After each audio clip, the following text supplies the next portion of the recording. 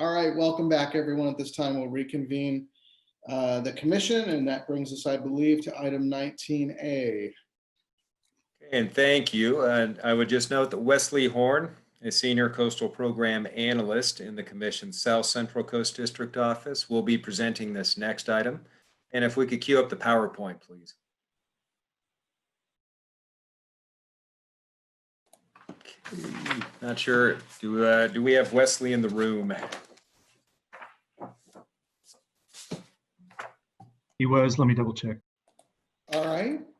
Okay, why don't you may be having a technical difficulty, so I'll go ahead and just launch into our staff presentation, and Mr. Horn will be available for questions at the end as well. So item 19A is a request from the Ventura County Harbor Department for an override amendment to the City of Oxnard Certified Local Coastal Program, or LCP, to change the allowable land use for the public-owned Fisherman's Wharf site within Channel Islands Harbor from visitor serving commercial uses only to a mixed use designation that would allow for the site to be almost entirely developed with private residential development. Next slide, please. Now, this slide shows an overview of the Fisherman's Wharf site that is the subject of the override amendment request, and which is outlined in the yellow dashed lines that you can see on this slide. The existing Fisherman's Wharf site comprises 11 acres and was built in the 1970s and 80s as a waterfront-oriented, visitor-serving commercial and recreational fisherman's village development that included 9 buildings totaling 48,000 square feet of commercial space, an urchin dock, and commercial fishing processing facilities, public restrooms, and 300 parking spaces. Although other areas of the harbor include residential development, there are no residences at the Fisherman's Wharf site, and residential uses are not currently permitted at the site by either the city's LCP or the county's Certified Public Works program. The county has planning and regulatory authority over its own projects within the harbor pursuant to the Public Works program. Additionally, Oxnard's city limits extend to all harbor land areas, and the harbor land areas are included within the city's certified LCP. The standard of review for a PWP amendment is the city's certified LCP. Therefore, to allow residential uses within the Fisherman's Wharf site, the PWP must be amended. And in order to approve a PWP amendment, it must be found consistent with the city's local coastal program. Now, in 2016, the Ventura County Board of Supervisors approved a PWP amendment to allow residential uses at Fisherman's Wharf. However, shortly thereafter, Commission staff notified the Harbor Department that the PWP amendment could not be approved by the Commission because allowing residential uses at the site would be inconsistent with the corresponding zone within the certified Oxnard LCP. The Oxnard LCP identifies this site as Harbor Channel Islands, which is a designation. And the primary purpose of that zone is to protect commercial and recreational boating and related uses. Residential uses are not allowed. The Harbor Department submitted an application to the City of Oxnard to amend the city's LCP in order to allow a mixed-use residential project at the site. Later in 2019, the Oxnard Planning Commission and then the City Council both denied the amendment. The Harbor Department then submitted an application to the Commission requesting an LCP amendment override of the city certified LCP. Next slide, please. Changes to the LUP include increasing the allowable density within all parcels zoned as Harbor Channel Islands from 18 to 40 units per acre. It is not clear whether this increase is only to Fisherman's Wharf or the entire Channel Islands Harbor area. This slide shows all of the parcels in the harbor with that zone potentially affected by this change. The Fisherman's Wharf site is shaded in white, while all of the other parcels are outlined with white dashed lines. Changes will also increase the maximum building height from 35 to 55 feet and add an urban village designation to Fisherman's Wharf site, which will allow a mix of residential, commercial, and office uses. Changes to the certified implementation plan portion of the LCP will allow residential uses at the Fisherman's Wharf site up to a density of 36 units per acre, increase the maximum building height to 55 feet, modify minimum required setbacks for structures, and add a new development standard that would allow project proponents to propose alternative development standards. These standards would apply to all of the properties within this zone, not with this zone of HCI. So not just Fisherman's Wharf, but throughout the harbor. So all the areas shown on this slide in white. Next slide, please. The potential future mixed-use development at the Fisherman's Wharf site would consist of up to 400 residential apartment units that would be market rate, 36,000 square feet of visitor serving commercial space, which would be outlined in black, 16 boat slips, public promenade, and 1 acre of public park. The existing commercial fishing urchin dock is proposed to be relocated to the south at a nearby boatyard. On this slide, you can see a drawing of the potential future mixed-use development. Next slide, please. The LCP Amendment Override Procedure of Coastal Act section. The LCP Amendment Override Procedure is laid out by Coastal Act section 30515 and Administrative section 13666, which includes 2 requirements that must be met: whether the proposed amendment qualifies for processing and whether the amendment satisfies the findings of section 1366.4. Here we will focus on the first requirement. Now, this slide identifies the 3 criteria to determine whether an amendment qualifies for processing. First, whether the party requesting the amendment is authorized to undertake a public works project. Because harbors are included in the definition of public works, and because the Harbor Department is authorized to undertake development in the harbor, they do meet this particular criteria. Now, second, whether the purpose of the amendment meets the public needs in an area greater than that included in the LCP. And in this case, the Harbor Department asserts that the harbor serves Central and Southern California by providing important regional amenities. Now, the Harbor Department also asserts the Fisherman's Wharf is a prominent location in the harbor, and redevelopment would be a catalyst for rejuvenation of the rest of the harbor. And this would allow the harbor to provide amenities into the long-term future. Now, staff would acknowledge that providing housing is of course an important statewide issue. And the vitality of the harbor is also, of course, important to people far beyond the City of Oxnard's borders. However, regional public needs would not necessarily be met by providing market rate housing on waterfront land where coastal related and visitor serving uses are currently prioritized under both the Certified Public Works Plan and the city's local coastal program. Further, the Harbor Department did not provide evidence of how the proposed amendment would benefit the harbor as a whole or the larger geographic area, or that the needs of the harbor could not otherwise be met without redevelopment of the site with residential development. And as such, your staff does not believe that this amendment satisfies this criteria. Finally, the third criteria is whether the need addressed by the amendment was anticipated at the time the LCP was certified. It is clear from the LCP and PWP that the Harbor Department didn't anticipate the need for a mixed-use project on this property at the time of certification.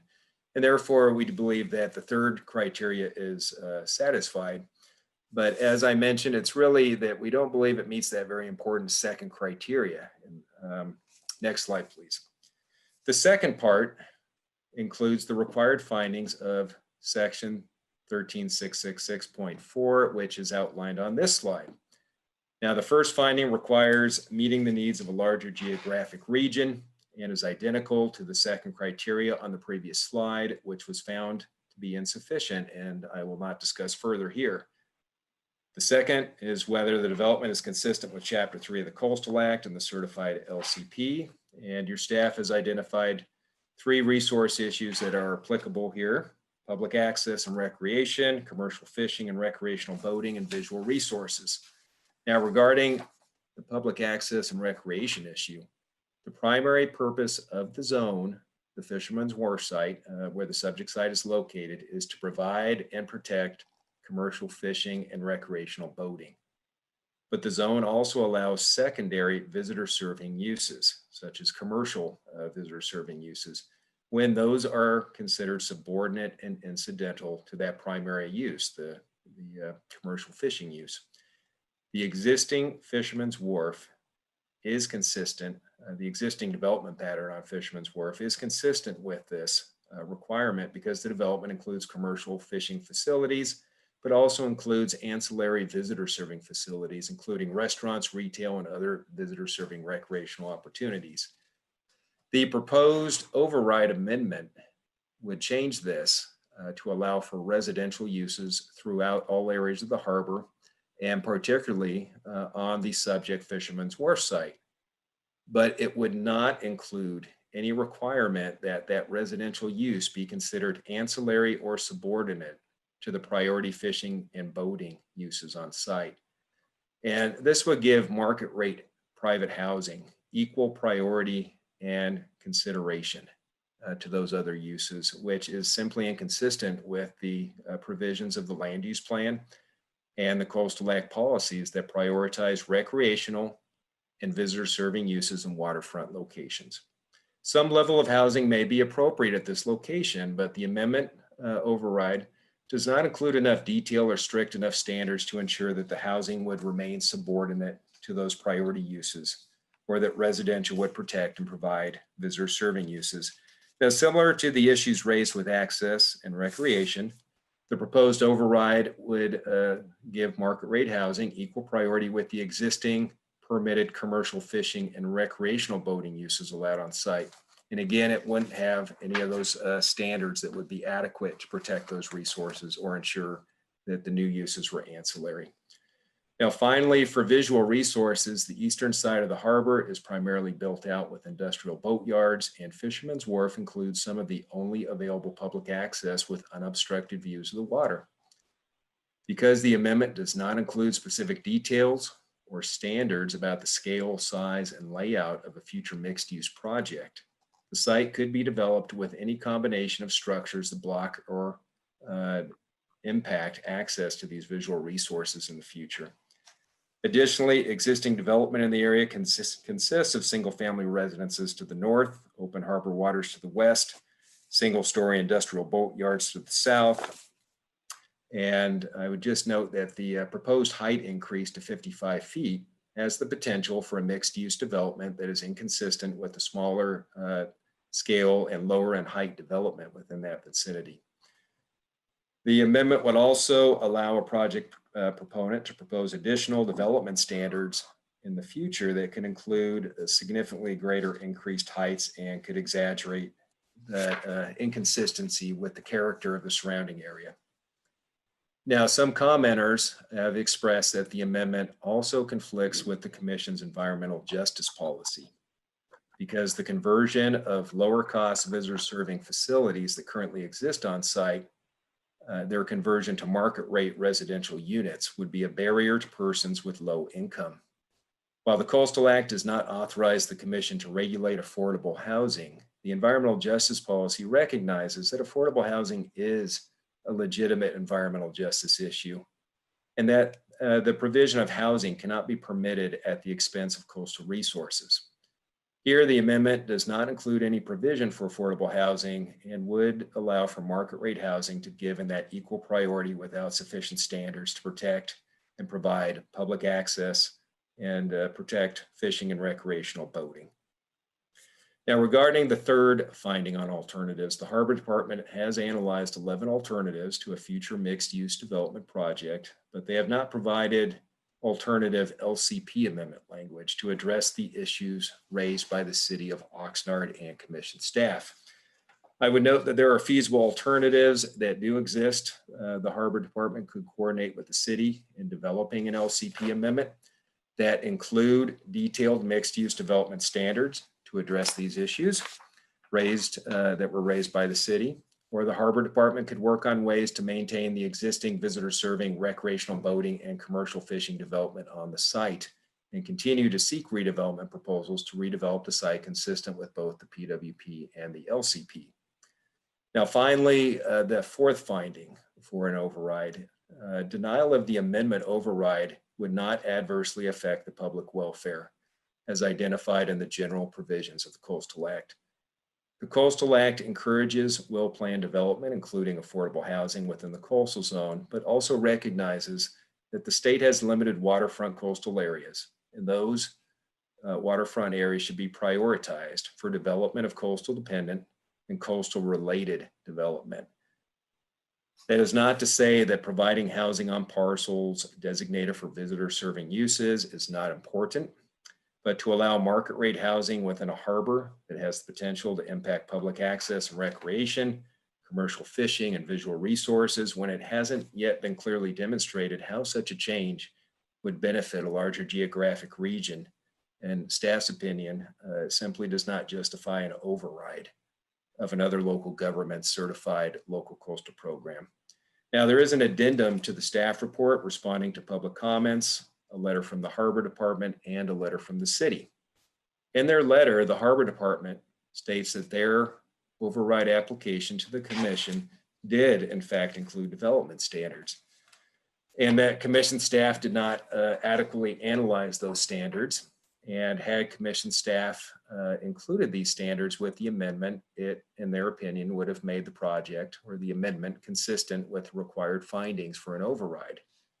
And staff would note that we did receive those development standards with the county's application, but they were submitted as a background document to the application.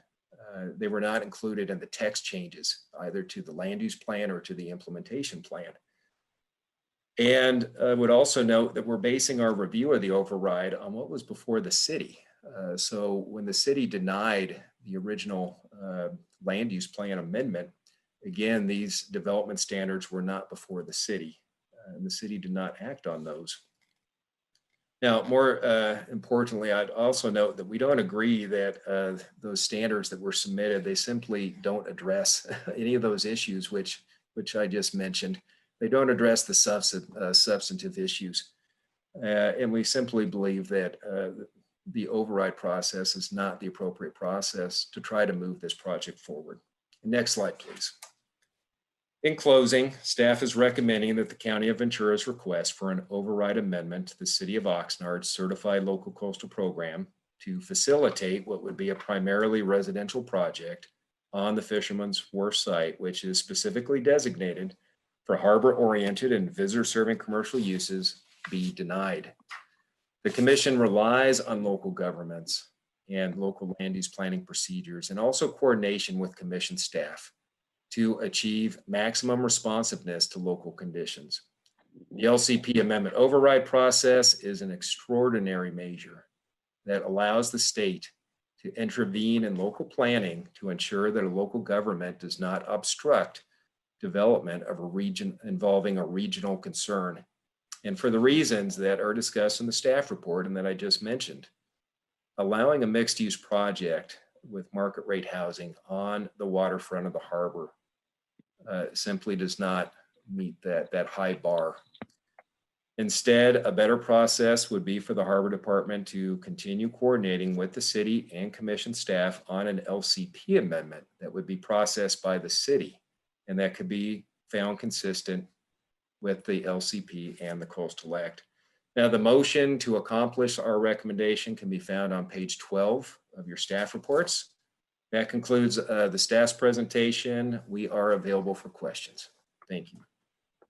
Thank you very much, Mr. Hudson. As always, we will then move to take ex parte on this matter. Are there commissioners that have ex parte with respect to this item?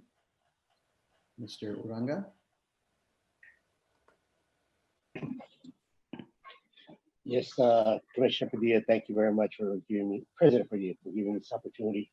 I have 3 ex partes on Wednesday, October 3rd. I'm sorry, Tuesday, October 3rd.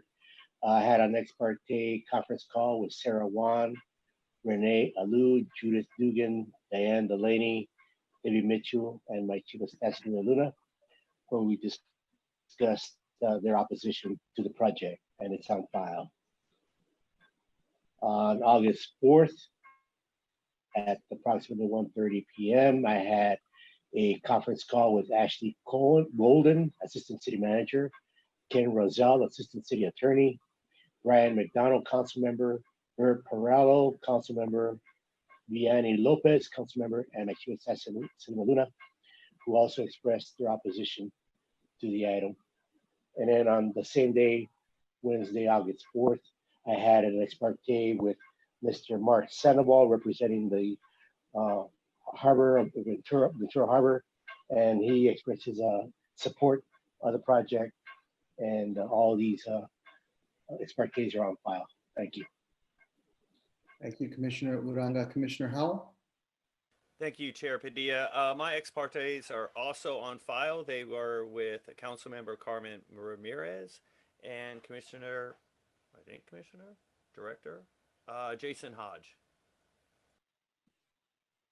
Thank you, Commissioner Howell. Are there additional members?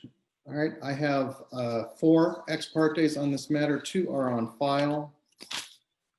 2 I will read into the record. First, on the 5th of this month at 3 p.m., I was on a web conference telephone call with Mark Sandoval from Ventura County Harbor Director, as well as Tom Tellefson, Daryl Malamud, and also present was Mr. Tony Cruz from my staff. The harbor representatives discussed the history of the proposed development, which has led to the override request. I went over the inception of the development proposal, the dispute resolution at the Coastal Commission hearing, which was held in October of 2017, the process undertaken with the City of Oxnard, and the inability of the applicant developer to get officials of the city to discuss desired changes to create a development acceptable to the city. They also discussed the coastal staff report and their concern that the staff appeared to concentrate on the residential component of the project concept alone, not the components which would rehabilitate and improve the higher priority uses on Fisherman's Wharf, which in their view would create a vibrant, more accessible visitor serving center. They also made the procedural point that the project concept would most likely anyway ultimately be before the Coastal Commission. On the 11th at 5 p.m., I took a web conference call with Humberto Peraza, Doug Hicks, Armando Delgado of Carpenters Local 805. Also present on that call was Mr. Tony Cruz from my office. The representatives indicated their opposition to staff's recommendation. They expressed dismay at the unanimous denial by the City of Oxnard, which in their view basically preempted any and all opportunities for the potential developers to revive a substantially declining community asset. They pointed to that this includes commercial and recreational opportunities in the Harbor District, housing, including affordable housing, which could exist on the harbor, job opportunities, and long-term improved access and economic benefits, which in their view would not just benefit the local community, but the region and the state as a whole. They believe that the amendment, which was denied, if fairly considered, conformed to the provisions of the Coastal Act. Given that a post-amendment project application was effectively therefore preempted, no substantial mitigation or alternatives analysis could yet have been performed, and that the interested development partner has been preempted from even being able to submit or consider modifications to the development concept. They argue that the denial preempts any consideration of an expanded mixed use and housing opportunity on the harbor during a statewide housing crisis, and that the decision to deny the amendment was adverse to the public welfare. And that would conclude my ex partes. At this point then, this item is noticed as a public hearing. We will declare the public hearing open. We will move then in the following manner. We have a lot of speakers on this item. We've worked with groups, discussed this with staff, and as late as last evening with the ED, and this is how I will proceed. The applicant from the County Harbor District will have 15 minutes. The City of Oxnard will have 15 minutes. The developer, Mr. Tellefson, will have 10 minutes. The Harbor Beach Community Alliance will have 10 minutes. Individual members of the general public will have 1 minute each. It's my understanding we have approximately 35 plus individual requests to speak that will require translation, and pursuant to California law, they get double time. So each of those that require translation will get 2 minutes. And so as you can imagine, we are in for a little bit of a late afternoon evening. So with that, we will ask the staff to please let in the applicant, Harbor District representatives. Thank you, Mr. Chair. Representing the Harbor District and the county, we have Mark Sandoval and Michael Powers, as well as Kelly Long. You are in the meeting. Please unmute yourself and start your video, Mr. Sandoval. Good afternoon, Chair Padilla, Commissioners. I am Mark Sandoval, the Channel Islands Harbor Director for Ventura County. I'm glad to have the opportunity this afternoon to finally bring this matter to you, but wish it was under different circumstances. The county, through its Harbor Department, is seeking to override the City of Oxnard's denial of a local coastal program amendment. The LCP amendment is necessary for the county to process a public works plan amendment with the commission to facilitate rehabilitation of Fisherman's Wharf located at the gateway of the Channel Islands Harbor into a revitalized mixed-use seaside village with substantial public amenities and recreational elements. The county had hoped to partner with the city to bring this matter before you with a traditional LCP amendment where the city could have engaged and helped frame the proposed LCP amendment for Fisherman's Wharf, but it refused to do so. That process, unfortunately, has proven to be an example of government failing the people of Ventura County and visitors from throughout the state. Next slide, please. The county therefore respectfully asks the commission to assume jurisdiction over this override appeal and direct staff to come back to the commission with an override recommendation that fully considers the project narrative and detailed development standards we submitted with our application. Next slide, please. First, why is an override process set forth in the Coastal Act and why is it warranted here? The framers of the Coastal Act envisioned a scenario where a smaller agency, such as a city, would use whatever means at its disposal to stop a project which has clearly demonstrated Coastal Act benefit for a region larger than just that city. That's exactly what we have here. The Coastal Act gives you the ability to override and assume jurisdiction in just this type of situation. And because it's an override, to actually condition the LCP amendment to achieve Coastal Act consistency. The staff report recommends denial of the proposed LCP amendment incorrectly, stating it doesn't qualify for processing pursuant to the override procedures. It sets forth 6 findings I want to address. Next slide, please. The first finding is that the LCP amendment wouldn't maintain or enhance coastal resources, public access and recreation, or recreational boating facilities and services, and wouldn't ensure adequate parking for the public. Next slide, please. We submitted a project-specific LCP amendment to the city. It proposed a change in the city's LCP to add residential at 40 an acre density and a 55-foot height limit. Our submittal also included a specific project narrative, detailed development standards, and environmental analyses. I'm having a little bit of deja vu here with the staff report. Next slide, please. Our appeal to the commission included the same specific project narrative, the same detailed development standards and environmental analysis that we provided to the city. Also, at the request of commission staff, we have submitted an analysis of project alternatives. None of this was provided to you in the staff report or addendum, but it should have been because the override process allows you on an LCP amendment to actually condition an LCP approval, even beyond suggested modifications, because you have the last word on it. I can't overstate the importance of the specific development standards we provided. Again, they are obviously central to your ability to consider and potentially condition the amendment. You should have received them, preferably after staff analyzed them for you. Next slide, please. This slide lists all of the public access, recreation, commercial fishing, recreational boating, and visitor serving specifications detailed in the development standards. In the interest of time, I cannot mention them all, but know that they would result in a great development to enhance access and visitor serving facilities. Next slide, please. The second finding is that evidence does not demonstrate that the LCP amendment would meet the public needs of an area greater than the area included in the certified LCP. Next slide, please. The Channel Islands Harbor is inarguably an asset to be enjoyed by citizens from all over Southern California and beyond. Fisherman's wharves, developed with harbors in the 60s and 70s, provided that link between land and water and was part of the allure drawing visitors to harbors from all over the state. Next slide, please.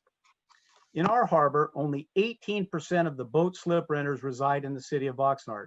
Another 26% are from Ventura County outside of Oxnard, and a full 56% are from outside Ventura County. This is a regional asset with a regional draw.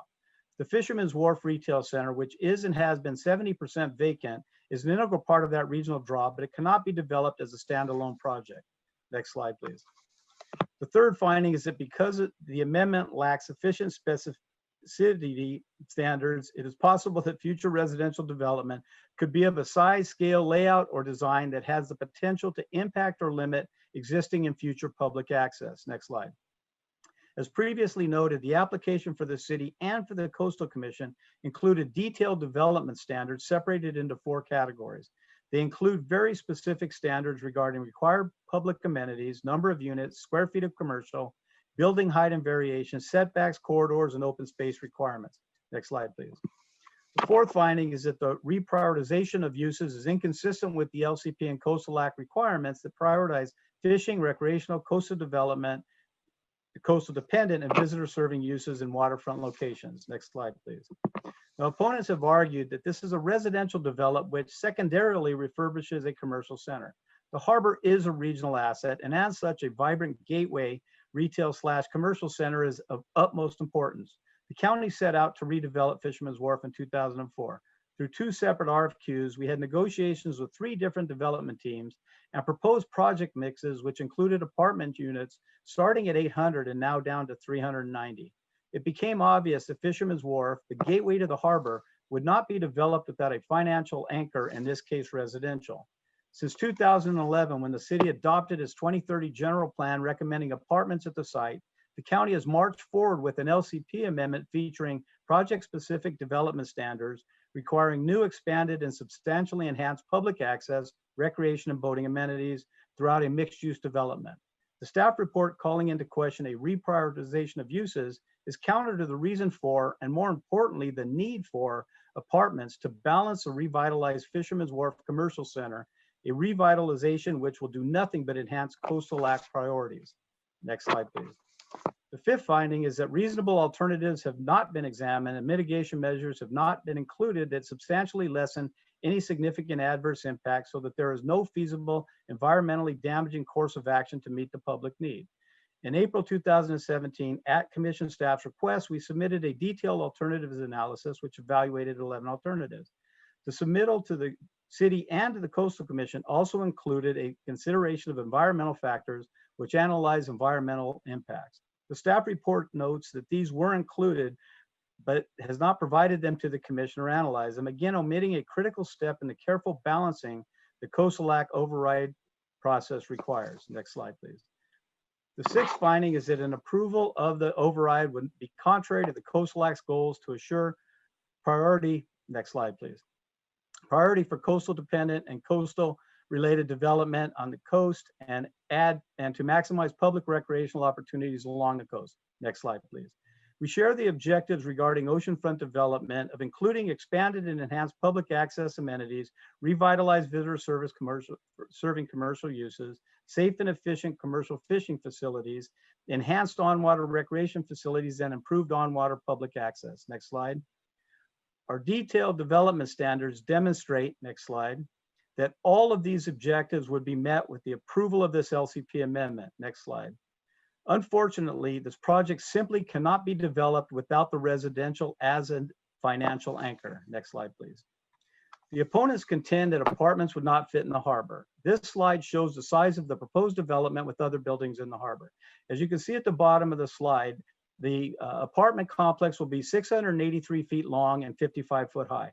Just across the channel, there's an apartment complex that's nearly 2,500 feet long and over 43 feet in height. There's also on the peninsula 2 condominium unit buildings that are 250 feet long and 55 foot high. There's an existing hotel, which is about 270 feet or 470 feet long and over 50 feet high. And most importantly, there's a planned hotel, which we all have agreed to and supported, that will be nearly 800 feet in length and will be 55 feet in height. This development, this building will fit within the harbor. Next slide, please. Importantly, the LCP amendment also addresses environmental justice perfectly. It is environmentally unjust to keep a dilapidated and open area adjacent to the water as is, so that those who are privileged enough to live by the water can keep it that way. It is environmentally just to develop a vibrant, active retail center with all the amenities addressed in our development standards for all income groups. Next slide, please. Pictures are worth 1,000 words. You can see for yourself the difference between environmental injustice and environmental justice. Next slide, please. We are here because we see no option to the override, as the history of the attempted development at this location demonstrates. We began the process to redevelop Fisherman's Wharf in 2004 when the lessee abandoned the site. 2009, the county and city began discussing redevelopment of this site. In 2011, Oxnard adopted its 2030 general plan, which included a residential commercial mixed-use concept it called Urban Village. That set in motion a plan to redevelop the site using a mixed-use concept. In 2012, the county issued its second RFQ, including residential mixed use as an option. The only developers who responded, including developments with a mixed use. In 2015 and 16, the county and developer went to Great Lakes to meet with the public in the city. Throughout this process, changes were made to the project, and at that time, city staff was supportive of the project. Next slide, please. That changed in 2016, which led to the 2017 dispute resolution, where the commission and staff recommended the county work through the city's LCP amendment process. At that hearing, Executive Director Ainsworth indicated this project needed to go through the LCP amendment process, and the commission chair even stated, "I hear the frustration of the harbor, and I think that if the city of Oxnard cannot cooperate, the LCP amendment then becomes the problem instead of the solution. I trust the executive director to let us know, and then if we need to take some type of action, such as taking jurisdiction, we have the ability to do this." Hearing this in January 2018, the Harbor Department submitted its LCP amendment to the city. In November 2019, the city denied it outright, leaving us no alternative than to appeal to you. Next slide. Now we are here.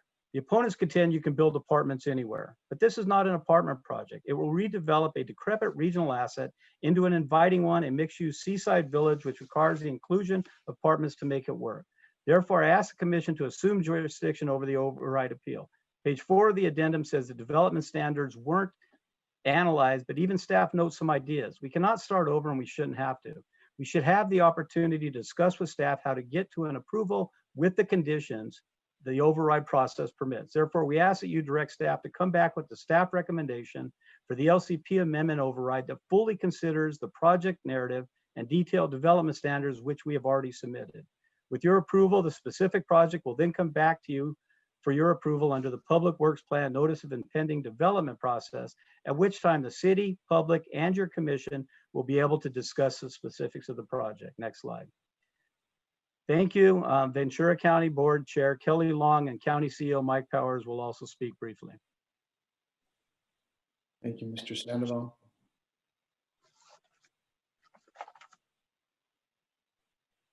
Hello, this is Kelly Long. I hope you can see me or hear me. I'm the board supervisor chair and also have been elected official for 4 years. I've not been through this project for 15 plus years. This has been going on, but we are advocating very much to make sure that our harbor is thriving. And so I'm asking for your commissioners and honorable chair to assume jurisdiction and move forward on this process so we can start evaluating a specific process. Basically, I just want to make sure that we are building a healthy and active living and recreational harbor, making sure that, as you know, mixed use is extremely important because it provides economic diversity and housing opportunities along and near businesses, and it still provides our recreation that's needed. My understanding is that this action is not related to a specific project, but is in a city amendment to enable a specific project to move forward throughout the established coastal process. And as you and all of us know, mixed uses are now in local plans, and this needs to be updated. It needs to be a working partnership between the city and the county for our regional Ventura County.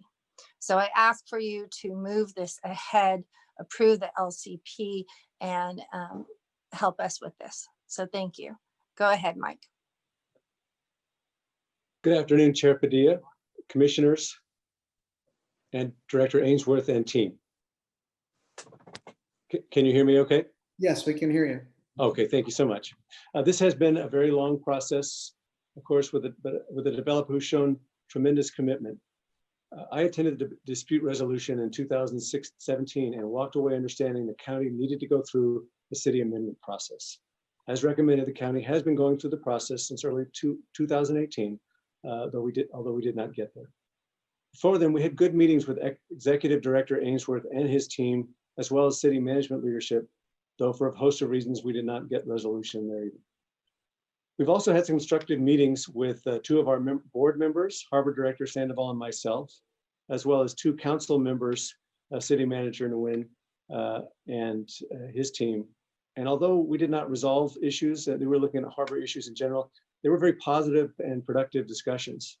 More recently, county staff has tried to reach out to the city seeking a path forward, and they haven't gotten there yet. But I guess what I'm trying to say is, I know many people see this as a county, city, and conflict here, but we actually collaborate a lot more often than people realize and more regularly. Just some examples of our unified dispatch for fire service. We also coordinate and collaborate regularly on homeless services. And I think a great example of our collaboration recently is in the coordination of our collective response to the pandemic for our community. All of which is to say, let's build on that spirit of collaboration. This area of the harbor is a gateway. It's a desperate need. Oh, I'm sorry. Thank you. Sorry. All right, staff, let's bring in the representatives from the City of Oxnard. Thank you, Mr. Chair. We have 5 representatives from the City of Oxnard, beginning with Ashley Golden. Ms. Golden, you are in the meeting now. Please unmute yourself and start your video and state your name for the record, please. Good evening. This is Ashley Golden, Assistant City Manager with the City of Oxnard, and I also have Ken Roselle in the same room with me, socially distanced. All right, please proceed. Welcome. All right, thank you. Thank you, Chair Padilla and members of the Commission for this opportunity to speak to you today. I'm Ashley Golden, the Assistant City Manager with the City of Oxnard, and with me today are Mayor Tim Flynn, Mayor Pro Tem Carmen Ramirez, and Councilmember Bert Perello. Chief Assistant City Attorney Ken Roselle will be available to respond to any specific legal issues if they are raised. I want to first thank Commission staff for a job well done. We felt that the staff report was excellent and comprehensively laid out all the reasons why this override must be denied by the Commission. Your staff have been terrific partners with the city as we've worked through many coastal issues in our city, most recently with the short-term rental ordinance before you last month.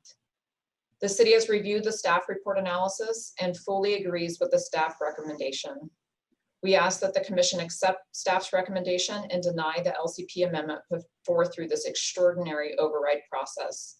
At this time, I would first like to invite Mayor Pro Tem Ramirez to address the Coastal Commission on why the city opposes this LCP amendment and this proposed override request. With that, Mayor Pro Tem. Thank you. I'll just check my mic. You can hear me? Thank you. Thank you, Chair and Commissioners, and I appreciate your patience. I've been watching you all day long. We know how it feels. I also want to thank, it's true, CEO Power said we do have a great relationship with the county on other issues like homeless and the pandemic, and I want to thank them and hope that continues. But in this, we have some serious disputes. I want to ask the Commission to uphold the staff recommendation and support the city. What the city is really asking for is respect for its process. And it's puzzling to me why that has not actually been the case.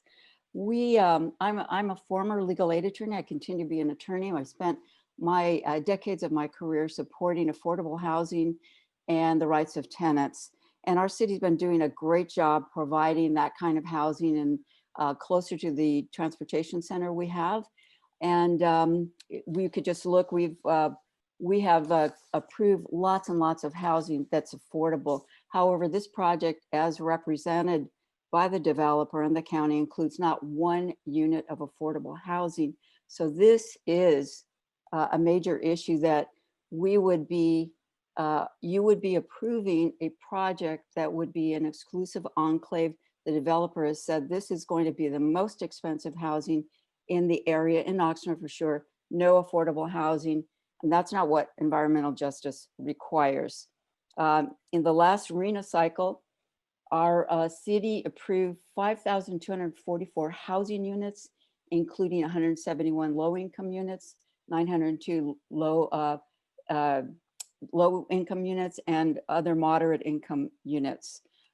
We want to continue to have coastal access for our low-income residents who are still going to the area for recreation, to be by the water, to get on the boats that are available, and not be excluded by an intimidating, exclusive gated community that is actually, you're going to see later, looks like a fortress. So please support your staff's recommendation. Want to thank the staff so much.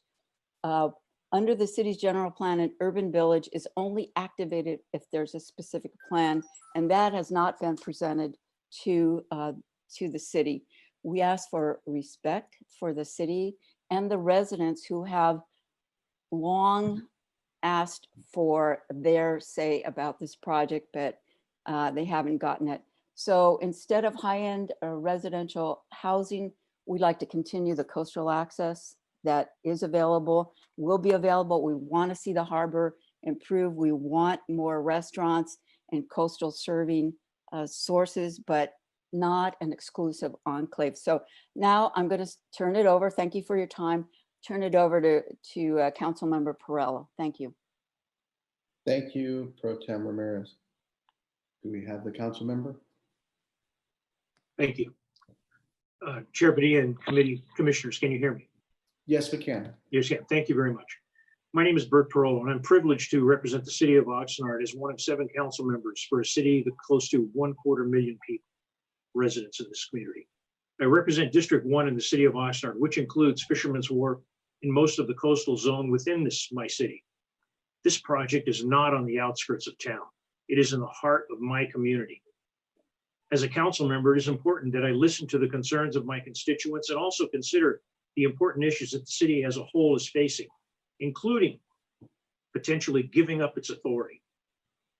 What has been clear throughout the entire Fisherman's Wharf process is that the county and the developer have simply not listened to input from the public. This project has remained with no meaningful changes since the city first learned of this proposed project in August of 2016, when the county and developer tried to go around the city's jurisdiction in this manner. I repeat that, tried to go around the city's jurisdiction on this matter. In the fall of 2016, the county and developer demanded on multiple occasions that the city rubber stamp the high-density, high-end project, or the county and developer would sue the city. I want to repeat that. They would sue the city of Oxnard for standing up for its rights, its authority, its legal rights. My city refused to go along with that until the public had real input regarding the project-specific LCP amendment. The county and the developer have not listened to input from the public during various meetings, public meetings, workshops, and public hearings. They simply wanted to construct this project, even though it was inconsistent with the city's local coastal plan and Ventura County's public works plan. As an example, during a community workshop regarding this project in April 2019, that was attracted more than 225 people, dozens of speakers provided substantive input regarding the recommended changes to the project. When the developer finally got up to speak, he simply rejected all the public input and stated that this was the project he was going to build on Fisherman's Wharf site. Even with clear public input, the developer and county wanted to move forward with a project that has remained unchanged since the city first learned about it in August of 2016. The county claims that the current rundown state of the site is enough to find that the project-specific LCP amendment is the best solution for the site. However, the county is failing to see the many extraordinary assets the current development does provide, and that the different redevelopments of the site could provide. As developed, and more importantly, as required by the Coastal Act, the Fisherman's Wharf currently provides easy access to coastal resources, a substantial amount of free parking available for commercial and retail visitor serving facilities. Yes, the site may be 70% vacant, but that is because the county has allowed it to fall in disrepair. I want to repeat that. That is because the county has allowed it to fall into disrepair. This project would be developed if you approve the override, would remove this project. that would be developed if you approve the override would remove a substantial amount of free parking, remove direct access to existing park, and make coastal access substantially more difficult for the low-income neighborhoods in Oxnard and Ventura County. The county and developer have not listened to the concerns of the residents or considered the importance of what this proposed project would take away from the public. In my opinion, sirs, madam and sirs, this is a matter of right versus might. I hope that you will follow your staff's recommendation. Thank you. I'm turning it over to Mayor of Oxnard, Mr. Flynn. Thank you, Councilman. Mayor Flynn, are you ready to speak?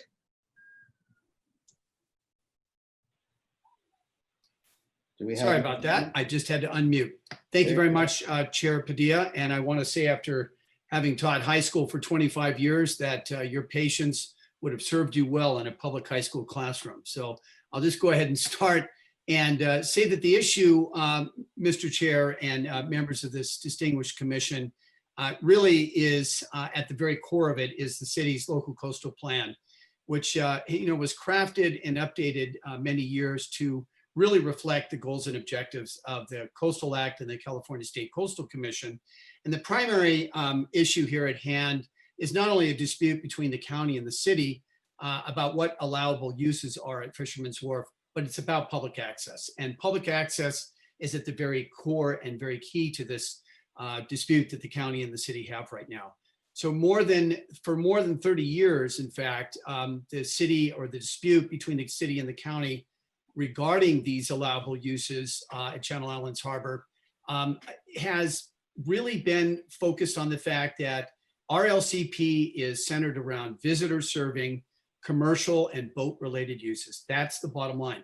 This land was donated by the former US Senator Thomas Bard and his family to the County of Ventura for the purpose of this use that is reflected in our local coastal plan.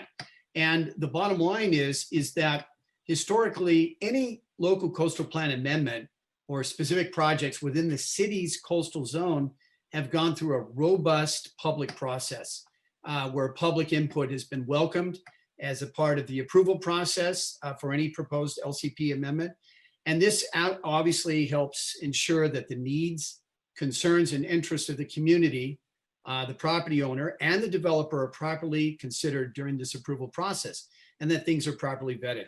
I want to say that from the very beginning of this project, I've been involved with the community groups. I've been involved with Mr. Telfson. I met with him, in fact, 7 times. And I did everything I possibly could to facilitate that kind of dialogue. But ultimately, and it was said by Mayor Pro Tem Ramirez and by Councilman Perillo, this project was set in stone. There was no room for compromise. There was no room to meet the goals and objectives of public access. And in closing, I just want to say this: we're committed. The City of Oxnard is committed to working together with the County of Ventura and the developer and the community to bring people together and come up with a compromise. The thing that distinguishes the people of this country from many other countries is our ability to compromise. And unfortunately, I'm sorry that this had to come to this. This does not reflect compromise. And we know that politics is the art of compromise. I'm ready and willing, and I believe my distinguished colleagues are also ready and willing to re-engage the community, re-engage the county, and put together a project that is not only consistent with our LCP, but will be the best project that we could ever put forward in the local coastal zone. So thank you very much. And I trust that the commission will help ensure that this important process can occur by denying the override request that's before you today. Thank you very much. Thank you, Mr. Mayor.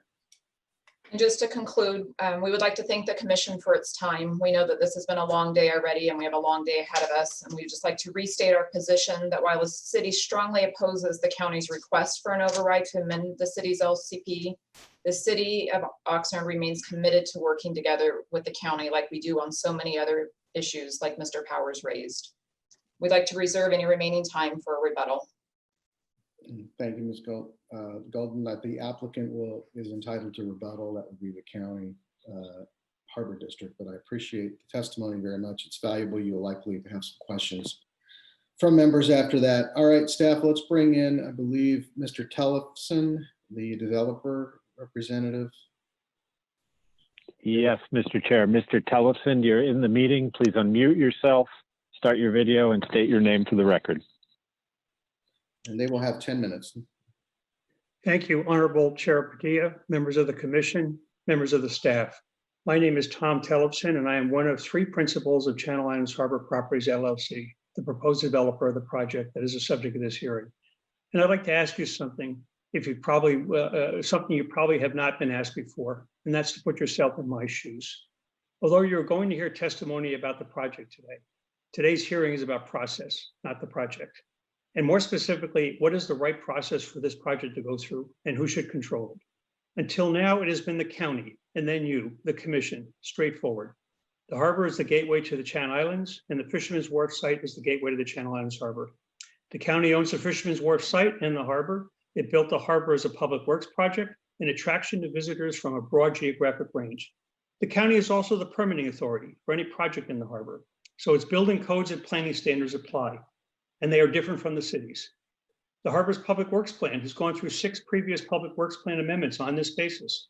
Not once for any of those did the city seek an LCP amendment, and in pretty much all cases defer to the county.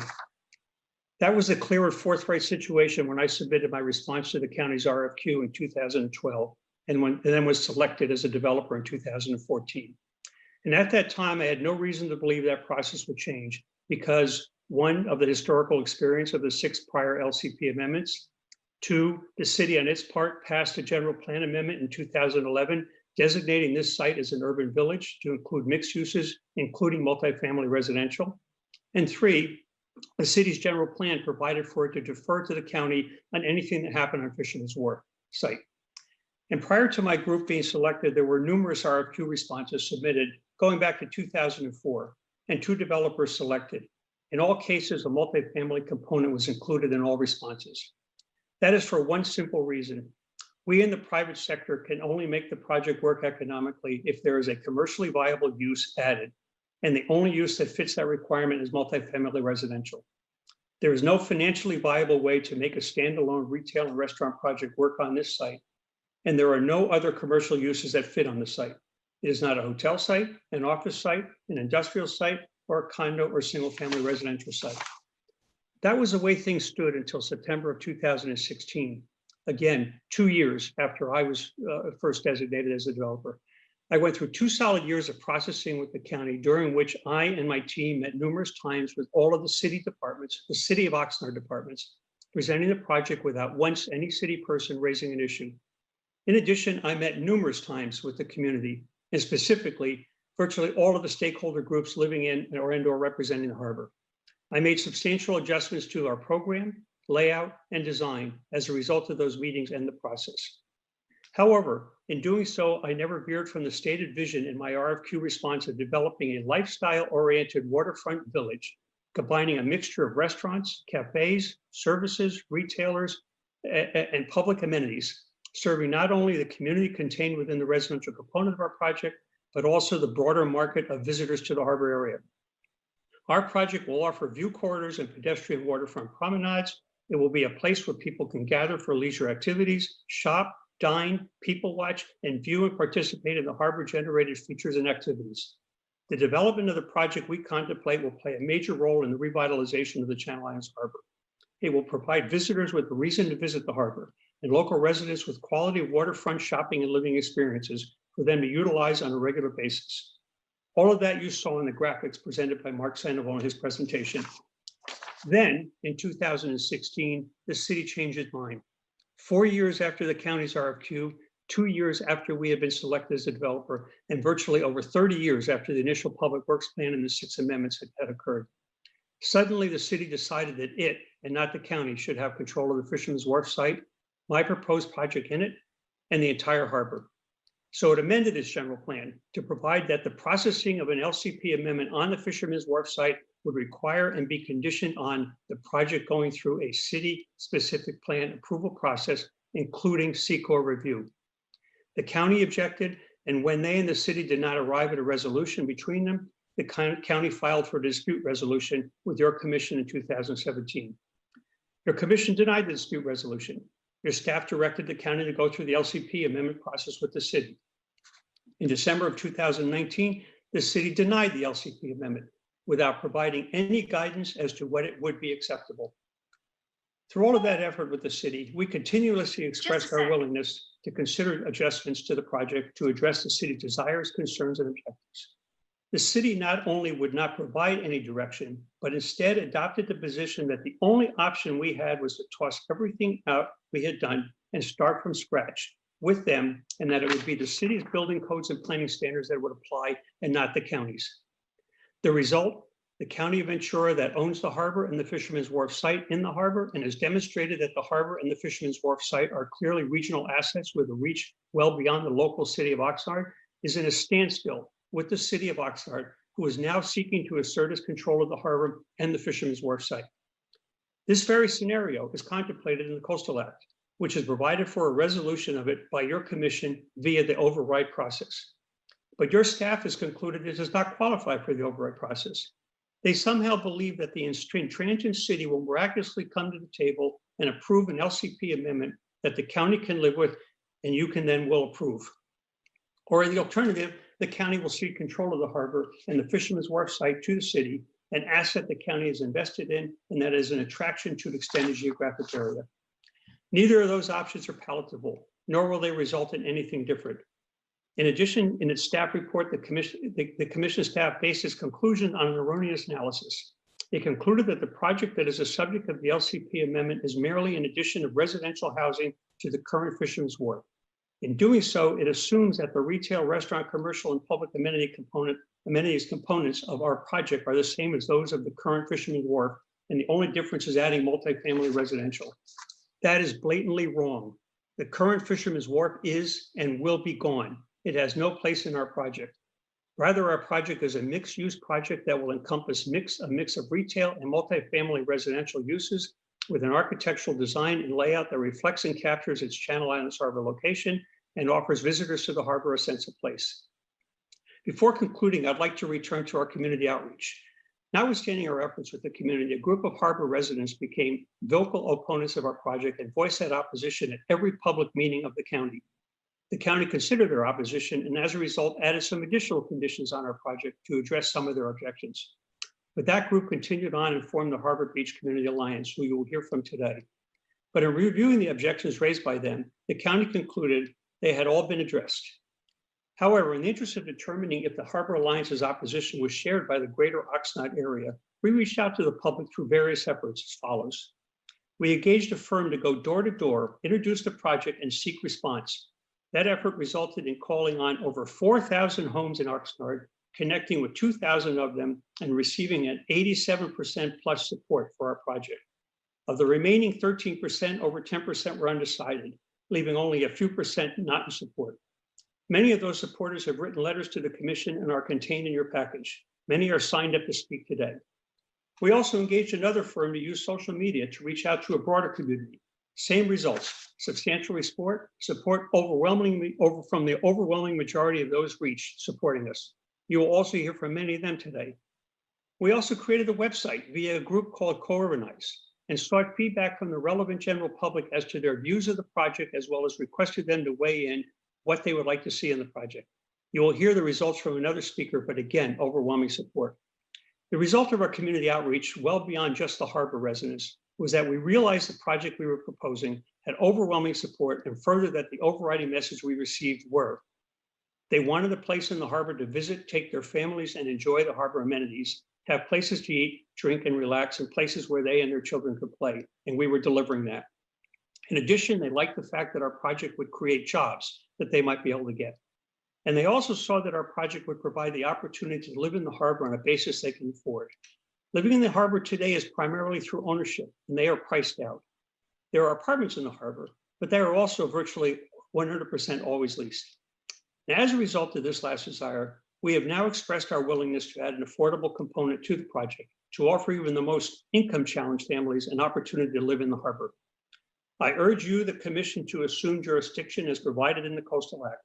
It is the only way the replacement of the deteriorated and dilapidated Fisherman's Wharf site will be redeveloped into a vibrant, engaging, inviting, new mixed-use seaside village, providing attraction for all visitors to the Channel Islands Harbor. Thank you. Thank you, Mr. Tillotson. All right, Harbor Beach Community Alliance.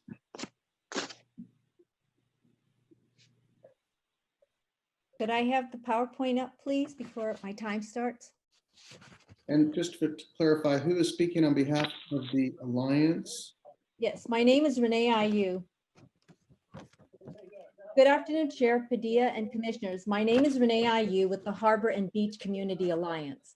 We are a grassroots community organization. We have opposed the project driving this LCPA since June 2016 for reasons you will hear. Next slide. HBCA supports the staff findings and the recommendation to deny this LCPA. The county has failed to meet the requirements of the Coastal Act, Section 30515, and the Commission Regulation, Section 13666.4. It fails all required tests. Next slide. Next slide. Over 78% of the harbor's waterfront, as you can see, is already residential, as well as most of the areas surrounding the harbor. The remaining harbor waterfront parcels are designated solely for visitor serving and harbor purposes by both the local coastal plan and the harbor's public works plan. Next slide. Next slide. Next slide. Can you hear me? Okay. The LCPA project is not what it claims to be. It does not meet public needs within the city of Oxnard, let alone an area greater than Oxnard's LCP. Next slide. Next slide. The developer has used glossy illustrations to promote, go back to one slide, please, sorry. The developer has used glossy illustrations to promote, next slide. The developer has used glossy illustrations to promote its project, but they misrepresent the project. They use deceptive perspectives to obscure the real size and mass of the proposed development. Next slide. They exaggerate the size of walkways. Next slide. These illustrations do not reflect the developer's own architectural plans.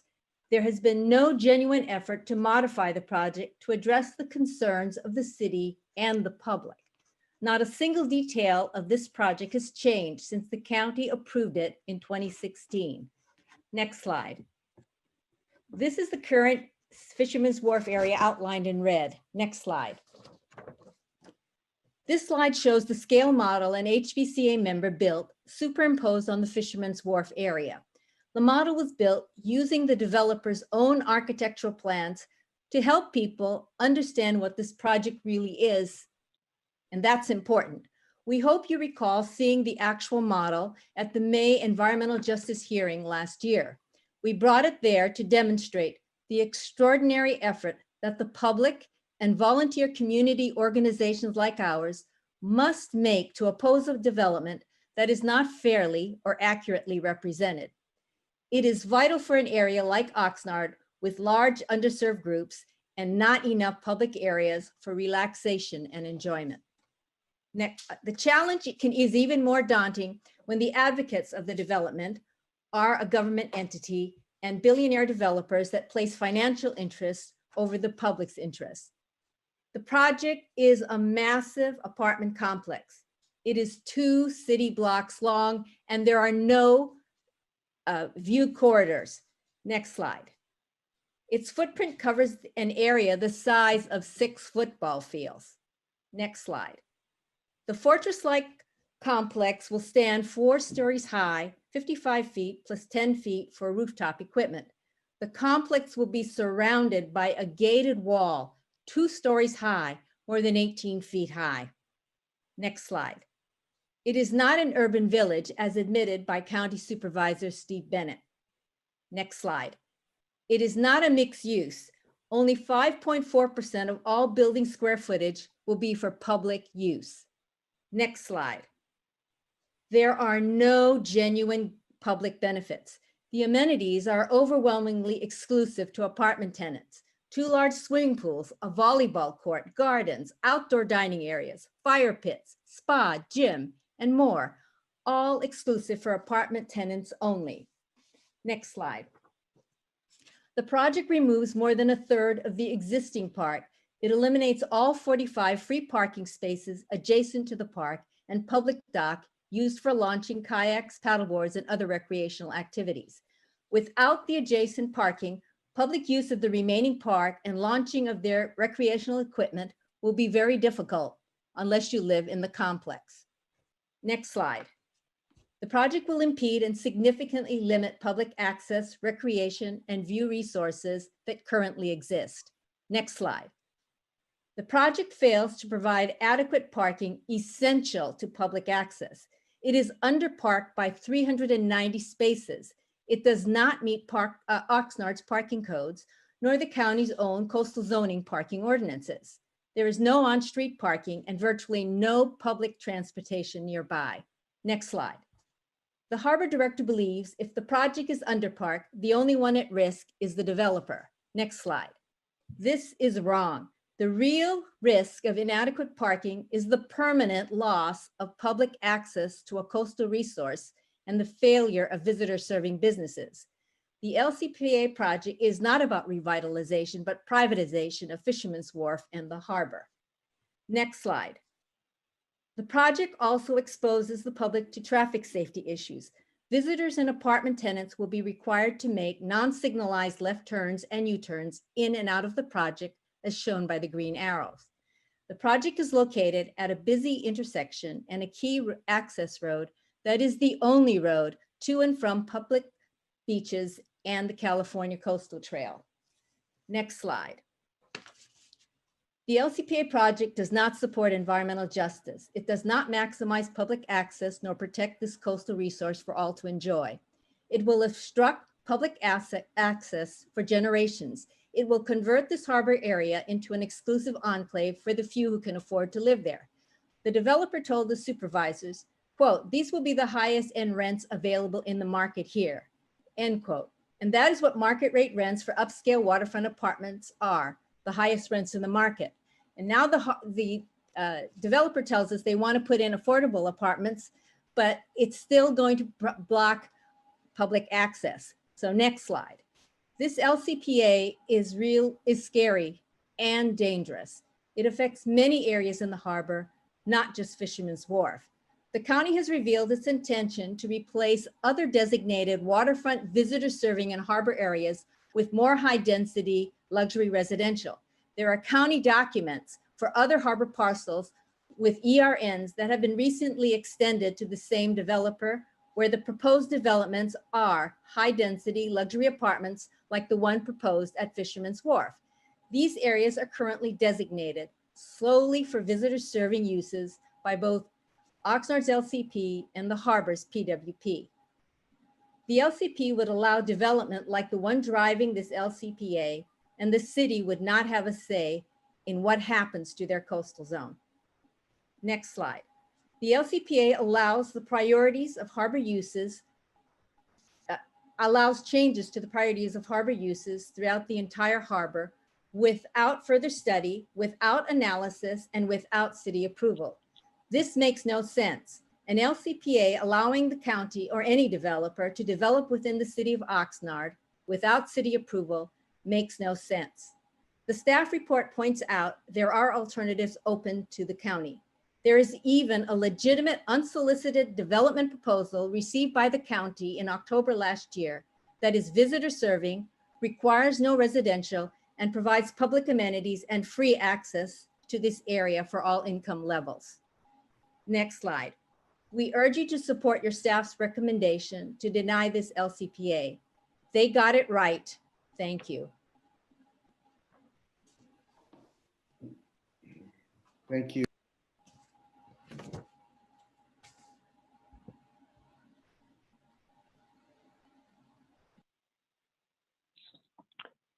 Mr. Chair, just to let you know, we have four other people representing groups who had signed up. We do not believe they are in the meeting. I will call out their names, and if we have missed them, if they could raise their hand, that would be helpful. Their names are Matthew Leyba Gonzalez, Alfonso or Al Sanchez, Jack Villa, and Stephen Kinney.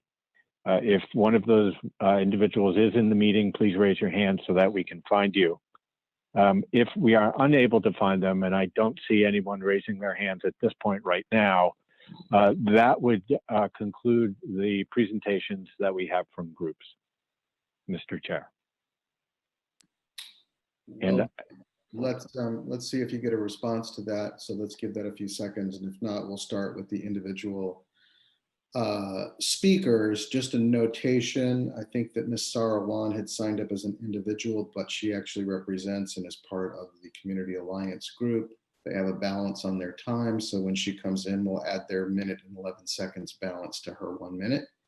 So she'll have 2 minutes and 11 seconds. It's the best I can do. So just to check in with staff, how many total individual speakers do we have confirmed at this time? Mr. Chair, let me count for you. I didn't mean to go through all that. We had an estimate, quite a large estimate as of yesterday, but if you could find that.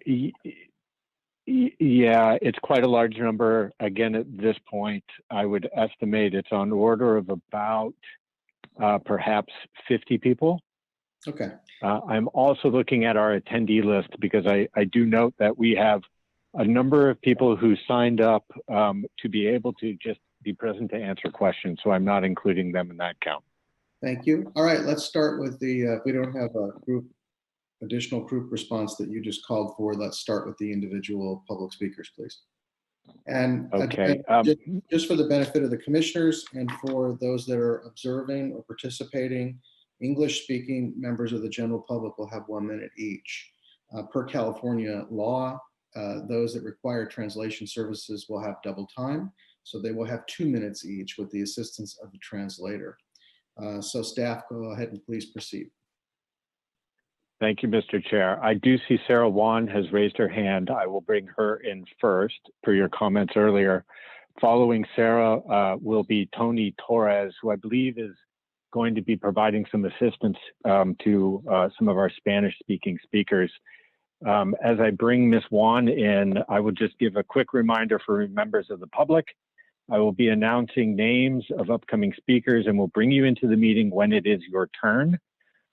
We will be bringing you in as panelists, so as we do so, your Zoom will reload. That may take a moment. To speed up this process, we will be bringing several people in at a time. Please remain muted and keep your video off until we ask you to speak. Finally, there is a raise hand function that will help us find you in the attendee list.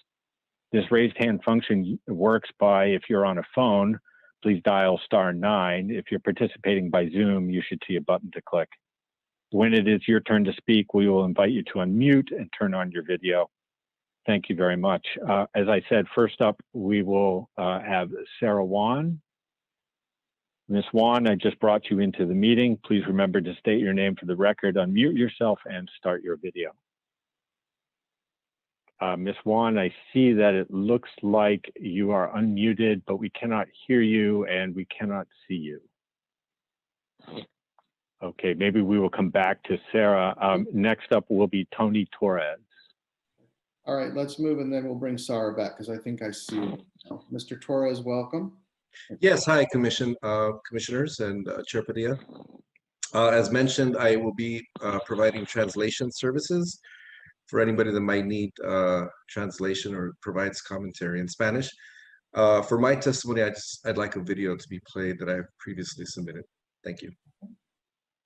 And do we have that under your name, Mr. Torres? And Billy, if you can bring that My name up. is Bernice Magallanes. I live at 425 West 1st Street. I lived here for 10 years. And I do support the Fisherman's Wharf project. Viridiana Ortiz y vivo en Oxnard y estoy de acuerdo con el programa para que reanudan el puerto y hagan más empleos para la gente en construcción y restaurantes. Oxnard ya hace 10 años. Gracias.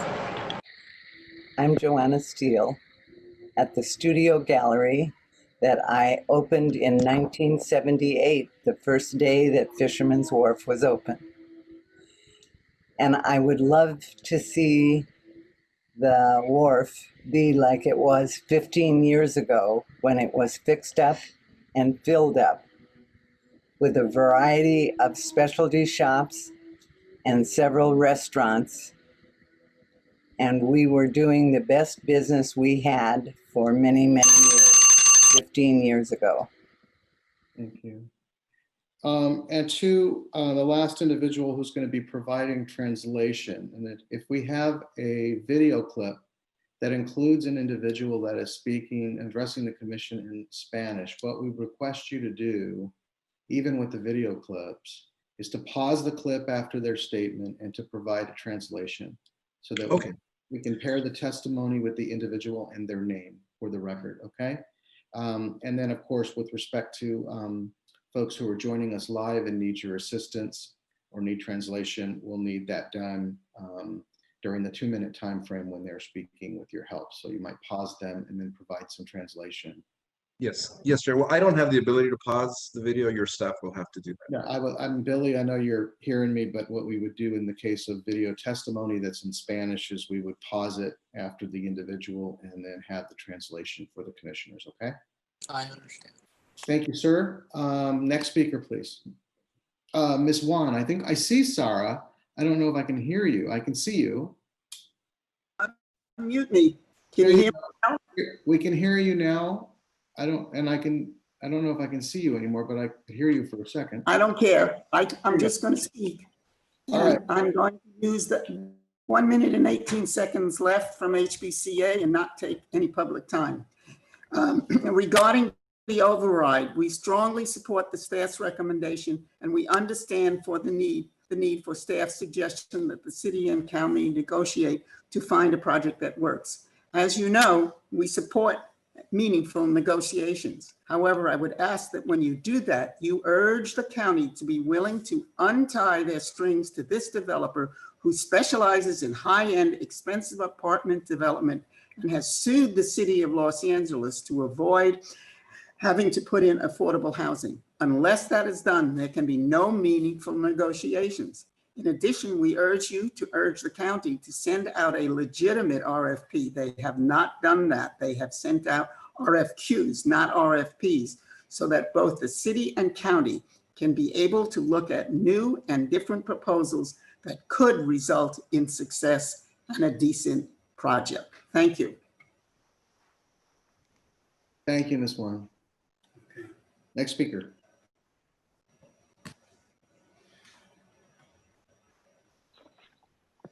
Apologies for that, Mr. Chair. I was double muted. For the next several speakers, we have them via phone. So I will be unmuting them and they should then be able to speak. First up, we will have Irene Payan, followed by Angelica Prieto, followed by Lizzie Lopez. Chair, Ms. Payan. Movies for each one of those speakers too. I'm sorry, Billy, could you repeat that? I have movies for each one of those speakers. Okay, we'll get them in. If you're, let me know if we'll have to queue them up first before we start their time.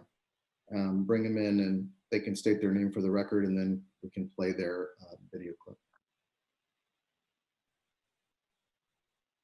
We have Irene Payan listed in our meeting. Ms. Payan, we cannot hear you. You may need to unmute your phone. Ms. Payan, we will circle back to you. Yes, next, this is Irene Payan, and I want to thank the commissioners. Please play my video, and I approve the Fisherman's Wharf project. Thank you. Guadalupe Segura.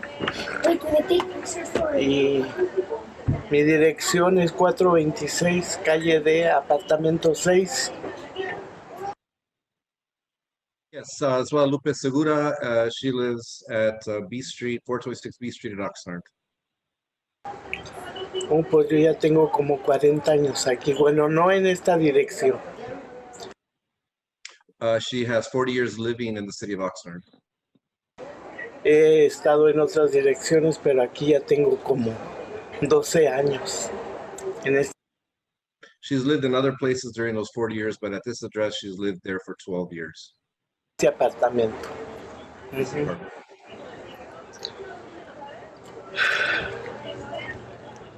Apoyo el proyecto para que haya más trabajos.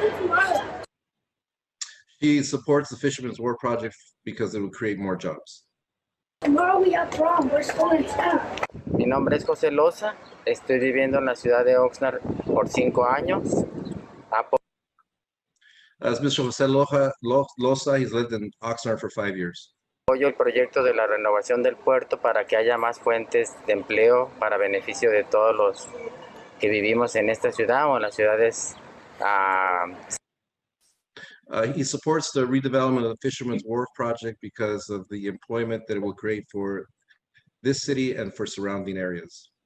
Cerca de aquí y tener también a donde pasear y convivir con nuestros familiares y amigos.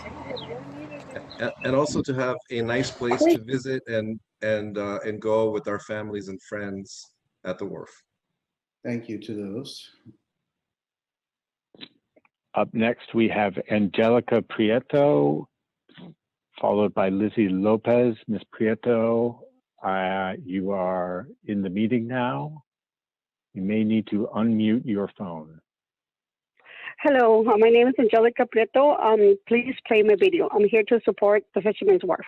As Brad Luster, I lived in Oxnard for about 20 years, and I'm approving the work on the wharf, so it would help out revitalize the downtown or the wharf area and get more jobs.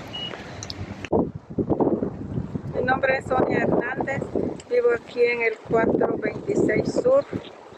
Apartamento número 12, estoy apoyando el proyecto para que haya más trabajo. Yeah, so she gave her address at 426. I didn't really catch the street, but 426 sounded like B Street, apartment 112, and she's here supporting the project because it Que creates gente tenga la condición de poder trabajar aquí y no vaya uno a lugares más lejos de la ciudad. Y me gusta que esta ciudad de Oxnard salga adelante y que tenga un buen proyecto. Yeah, she supports the project because it'll create local jobs so people don't have to travel farther away for employment. And she likes the project because she thinks this is advancing the city of Oxnard. Mi nombre es Juan Carlos Franco. Vivo aquí en Oxnard por 10 años y apoyo el proyecto revitalizando el puerto. This is Juan Carlos Franco. He's lived in Oxnard for 10 years. He supports the revitalization of the Wharf project.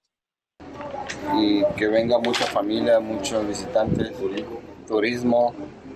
Y aquí estamos y mi domicilio es Iris 1403. And he would like to see more tourists and more families come from all over to the city of Oxnard. That's why he supports the redevelopment of the project site. Up next, we have Lizzie Lopez, followed by Aliza Ramos. Ms. Lopez, you are in the meeting now. Please unmute your phone. Hi there, Commissioners. Thank you. My name is Lizzie Lopez. If you could just please play my video. Mi nombre es José Manuel Rodríguez. Vivo en el 137 Sur de la calle F en Oxnard. This is Jose Rodriguez. He lives at 137 South F Street in Oxnard. Estoy apoyando el proyecto. He is supporting the Wharf project. Para que haya más trabajos. Yo creo que es una buena cosa para toda la comunidad. Si hay So there could be more jobs, and he thinks it's a great thing for the entire community. más trabajos, hay más bienestar. If there are more employment, then it's better for the community. Para todos. For everyone. Hi, my name is Maria, and I've been living here in Oxnard for 40 years, and I do support the Fisherman's Wharf project because it's going to give a lot of people jobs. So I do support it. Thank you. Mi nombre es Gloria Carrillo y tengo aquí viviendo 15 años. Estoy de acuerdo. This is Gloria Carrillo. She has lived in Oxnard for 15 years. Lo que se ponga el puerto, ojalá y si se cumpla. Gracias.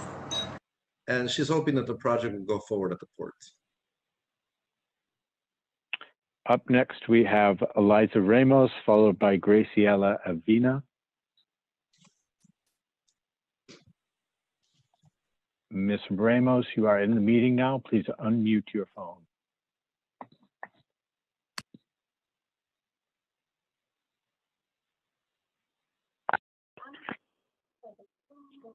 My name's Eliza Ramos. Please play my video. Hi, my name is Mayra Salgado. I live at 432 West 4th Street in Oxnard. I've been living here my whole life, and I support the revenue that's going on at the Fisherman's Wharf site. Vivo en el 100 Sur, calle C Street, en Oxnard, California. He vivido aquí por más de 25 años y me gustaría que continuaran con el proyecto de reconstruir el puerto. Yes, Mr. Jose Soto, he's lived here in Oxnard for 25 years. He gave his address that I didn't catch very well, but he said that he is in support of moving the project forward at the ports. Para tener más lugares a donde ir y que genere más trabajo para la gente. To have nicer places to visit and to have jobs for the local folks here in Oxnard. Para todos nosotros en la comunidad de Oxnard, especialmente para UNM. Especially for those folks that need work here in the city of Oxnard. Y para llevar a las familias, invitar a las demás familias para que vayamos y estemos bien contentos con la renovación del puerto. To take our families and invite other families and have a good day at the ports. I support the renovation. Muchas gracias. Ayala, vivo en la dirección 426 SD Street, apartamento 21. Yes, this is Camila Ayala. She lives at 426 South C Street, apartment 21 in Oxnard. Tengo 8 años viviendo en esta dirección. Apoyo el proyecto del puerto para que todo esto esté mejor.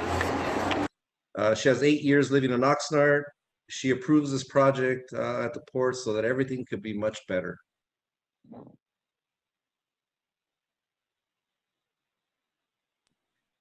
Thank you. Just a note before we continue to my colleagues, respectfully, I'm going to be the hall monitor for a second and make Chief Counsel nervous. A number of us are probably present and stretching or getting a drink or doing a quick bio break, but turning off your video. And there are a number of commissioners who have their video off. And after some period of time, it's difficult to be able to prove that we in fact have a quorum that's present and listening. So if you are present and have your video off so that we can determine and ascertain whether or not we in fact have a quorum present, please activate your video again, unless you're just going to need to step away for just a quick moment or bio break or whatever. That's obviously always okay, but we want to pay attention to one another's videos so we know that in fact we maintain a quorum, and then I won't get kicked under the table virtually by Louise. So just a note to commissioners, please keep your video cam on, and thanks for the interruption. Staff, if we can get the next speakers. Mr. Chair? Yes, Ms. Bachko. Yes, thank you, darling. Can you see me? Because I can't see me. Am I on? Fabulous, and we can see you. Oh, good. Okay. For some reason, it's not coming through on my end, but thanks. Good. Glad to know. Thanks. I'm sorry. Was there someone else that wanted to be recognized? Forgive me, commissioners. Hello? Okay, next speaker, staff. I'm sorry. I think I'm stepping on the speaker. Please proceed. Mr. Chair, next we have Graciela Avina, followed by Susana Gutierrez. Ms. Avina, you are in the meeting. Please unmute your phone. Mi nombre es Graciela Avina. Por favor, pongan mi video. This is Graciela Avina. She would like her video to be played. Hi, my name is Nancy Mendoza. My address is 201 Southeast Street in Oxnard, California. I'm here, I'm doing this video to support the Fisherman Revitalize project because I know it'll help our community, our city, to bring more jobs for our people that live here and to provide for our families. Thank you. Hola, mi nombre es Jesús Esteban Basilio. Vivo aquí en Oxnard, en la casa 402 en el SD Street. Yes, this is Jesus Esteban Basilio. He lives at 402 South D Street in Oxnard. Y llevo 3 años viviendo aquí. Estoy apoyando este proyecto. He has 3 years living in Oxnard and he approves this project. En el renovación de puerto y para que haya más trabajo para trabajar con toda la familia. And he supports the project because it'll create jobs. He hopes that not only himself but other members of his family will have a job there. Thank you. Next up, we have Susana Gutierrez, followed by Norma Rodriguez. Ms. Gutierrez, you are in the meeting now. Please unmute your phone. Hi, my name is Susana Gutierrez. Please play my video. Mi nombre es Paulino Seferino Galvez. Vivo aquí en Oxnard, en la dirección 402, en la casa. Yeah, this is Paulino Seferino Galvez. He lives in Oxnard. He was about to give his address, but En la calle dirección 400S de Street. 402 South D Street is where he lives. Quiero apoyar el proyecto para renovación. He supports the renovation project. Del puerto para que haya más trabajo y para donde puede salir con la familia. Because he thinks that it'd be great to have more jobs and a place to visit with his family. Hi, my name is Luis Martinez. I've been here in Oxnard for 2-3 years, like 4 years, and yeah, I'd like to see the harbor like pretty new.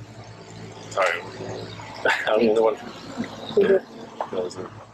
We need more jobs. Okay,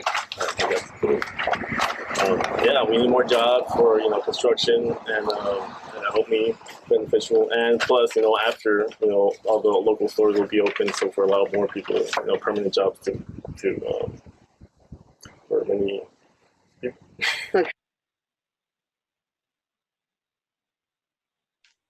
Thank you. Next up, we have Norma Rodriguez, followed by Daniel Barajas. Ms. Rodriguez, you are in the meeting now. Please unmute your phone. Hello, my name is Norma Rodriguez. Can you please play my video? Soy Felipe Antonio Mora. I'm from here. I live in Oxnard at 125 South C Street. I would like to see the harbor continue going. It's been always in a nice place for all of us since we were kids and everything. And if you accept my vote, I appreciate it to send it. And I ain't lying. I'll get my wife and many more. Okay? Thank you very much. To know you. Bueno, mi nombre es Rafael Ruiz Moreno. Soy el dueño de tiendita Mi Corazón. Queda ubicada en 420 Sur de Street. En Oxnard. Yes, this is Rafael Ruiz. He lives at 420 South D Street in Oxnard. California, y yo estoy de acuerdo en que siga el proyecto, la rehabilitador del puerto de UNM, porque Yes, and he is in support of the revitalization of the port project. se van a producir más empleos para la gente de Oxnard. Yo aquí en Oxnard tengo más de 40 años viviendo y yo pienso que es algo bueno para la ciudad. Yes, because it'll create many more jobs for local Oxnard residents. He has 40 years living here in Oxnard, and he thinks this would be a wonderful thing for the community.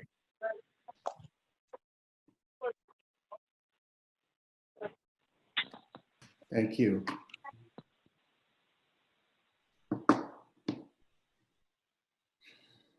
Mr. Chair, next up we have Daniel Barajas, followed by Maria Ramos. Mr. Barajas, you are in the meeting. Please unmute your phone. Hi, my name is Daniel Barajas. Can you please play my video?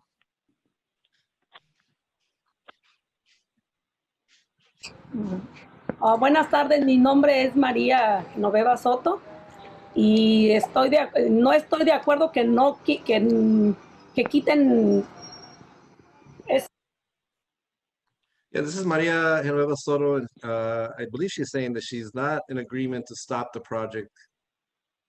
Fuente de empleo, diversión, todo. Entonces, apoyamos a que siga esto.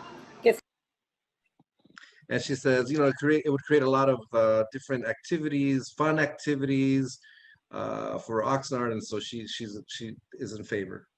Siga en pie y que no lo quiten. Y eso va a ser más fuente de empleo para todo el mundo y es un beneficio para todo el mundo. And she is hoping that you won't stop the project, that you'll let it go through because it's a great benefit for, well, she said the whole world. Entonces, aquí mi dirección es la número 100 Sur C Street, código postal 93030, Oxnard, California. So she lives at 100 South C Street in Oxnard, California. Tengo 10 años viviendo aquí. Ahora en California tengo 15.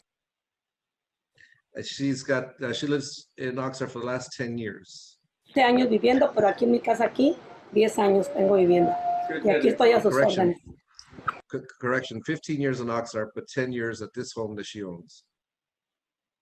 My name is Stella Mora. I live here in Oxnard. I've been here for 17 years at 125 South C Street, and I would go for this project to help a lot of people get a job and better opportunity for Oxnard, California. I appreciate it. You have my vote. Thank you. Thank you. Mr. Chair, we have one more speaker who has signed up for assistance with translation that we have found. We have a number of speakers we have not been able to locate. I will read their names in a moment, just recognizing Mr. Torres's service. And then additionally, one of the groups that we were not able to locate before, I believe is in the meeting now. So I just wanted to let you know about that. Up next, we have Maria Ramos. I will bring her into the meeting in a moment. If the following people are in the meeting, could you please raise your hands so that we may be able to locate you? Beatrice Martinez, Israel Flores, Jane Bell, Janice Cole, Jose Luis Soto, Jose Solis, Judith Cancel, Latika Galvez, Luis Iones, Macario Penazzi, Marisol Solam, Martha Huerta, Miguel Hernandez, Milagros Valencia, Olga Itorbidi, I apologize on that name, Presley Waters, or Taryn Waters. Please again raise your hand so that we may be able to locate you.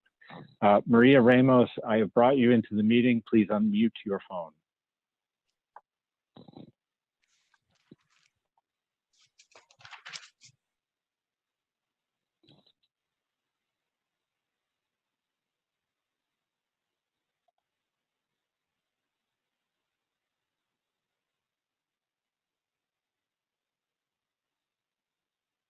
Ms. Ramos, we cannot hear you. You may need to unmute your phone on your end. Do have a movie for her. Soy María Ramos. Por favor, pongan mi video.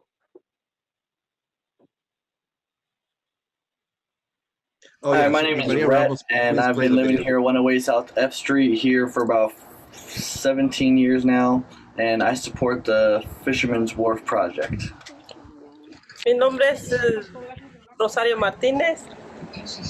Tengo viviendo aquí, ya son 15 años. This is Rosario Martinez. She has lived here in Oxnard for 15 years. Mi dirección es 426 Sur de Street, apartamento 7. She lives at 426 Southeast Street, number 7. Y apoyo el proyecto para que haya más trabajo y pueda uno salir a pasear con la familia. And she approves the project so there could be more employment opportunities and a place to go Have fun with her family to visit.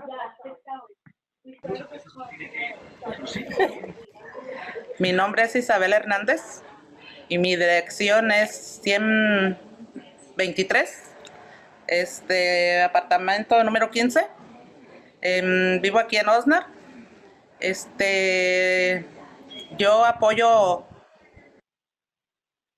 So she lives at 123rd Street.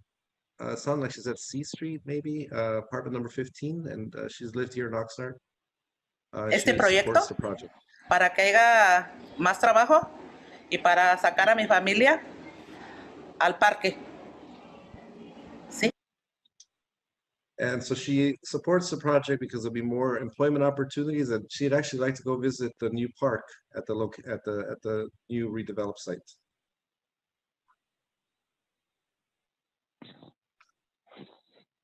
All right, thank you. Mr. Chair, that concludes the list of folks who we have been able to find who had requested translation. None of the folks whose names I mentioned before had raised their hand. All right, and we had a group that had previously signed up to do a group presentation, and they signed up on time. Is that correct? That is correct. And the gentleman is Steve Kinney with the Channel Islands Harbor Lessees Association. Okay, but they did submit a request that was timely, correct? And how many in their group? That is correct. I do not have, all it indicates to me is they're representing a group. I do not know the number of individuals. All right, let's bring them in, give them their block. And then beyond that, how many other remaining individual speakers do we have? I would estimate that we have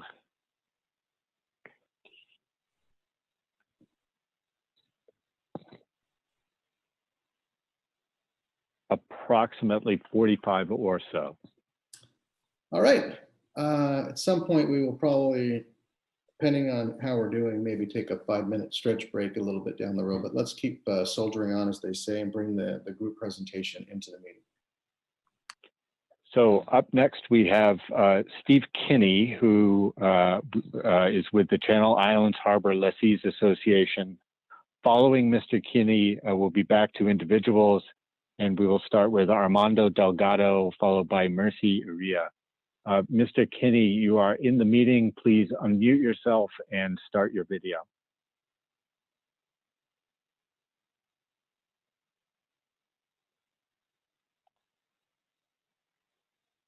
Chair, if this is a group, how much time? Good evening, Mr. Chair. Can you hear me? Yes, we can hear you. Welcome. All right. Thank you, sir. I actually don't have a video. I'm just making comments here. Are you the lead speaker on behalf of your group? I beg your pardon? You are the only speaker representing your group? That's correct. Okay. You'll have up to 10 minutes, but you don't need to use them all. But you'll have up to 10 minutes. Welcome. I'll tell you what, how about less than 2? You got it. All right. Good evening, Mr. Chairman, Commissioners. My name is Steve Kinney. I serve as the Executive Director of the Channel Islands Harbor Lessees Association. It's a group of about 17 individuals who hold the ground leases around the harbor and who represent virtually all of the private investment which has brought life and activity to the harbor through the years. And several of them are speaking individually to you this evening as well. Years is unfortunately a major theme of these comments because years have dragged by without the needed redevelopment of Fisherman's Wharf, the key entry parcel at the harbor. I myself sat on the first developer selection committee in the early 2000s. That's roughly 15 years without any sign of positive change. As is well known and often said in the development community, time is money, and plenty of both have been spent on the Fisherman's Wharf site to no effect as the county and city have sparred through the years. Meanwhile, not only has Fisherman's Wharf itself suffered deterioration, but lack of improvement there has hurt the image of the entire harbor. That is why the Lessees Association has come together now to support the county's position here. We have a financial foot in both camps, so to speak, since our members pay rents to the county and business taxes to the city. But while city and county dialogue and discussion are valuable and necessary, at some point there needs to be a single lead agency in the process. And we support the county being in that role now. We ask you to look past the staff recommendation, authorize the county to proceed with its entitlement process, and help us move toward positive change at the harbor. Thank you very much. Good evening. Thank you, Mr. Kenny. Up next, I believe we have found Armando Delgado. Mr. Delgado, if that is indeed you that we just brought into the meeting, please unmute yourself and start your video. Following Mr. Delgado, we will have Mercy Uria, followed by Mary Kincaid, followed by Scott Zimmerman.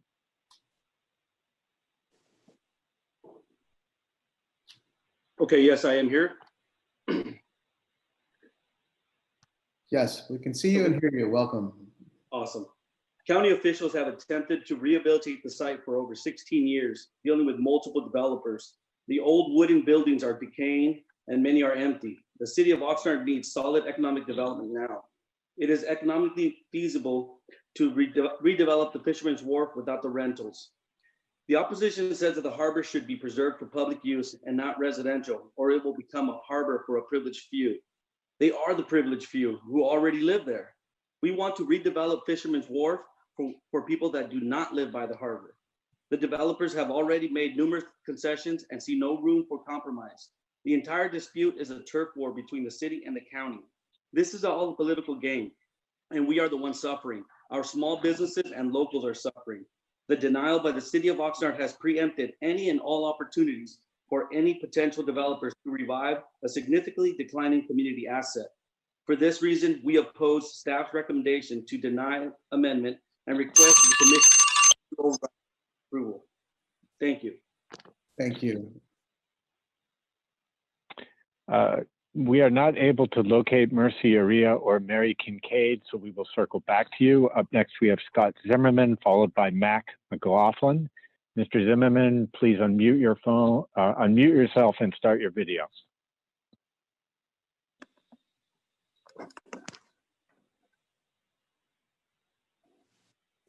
Yes, good evening.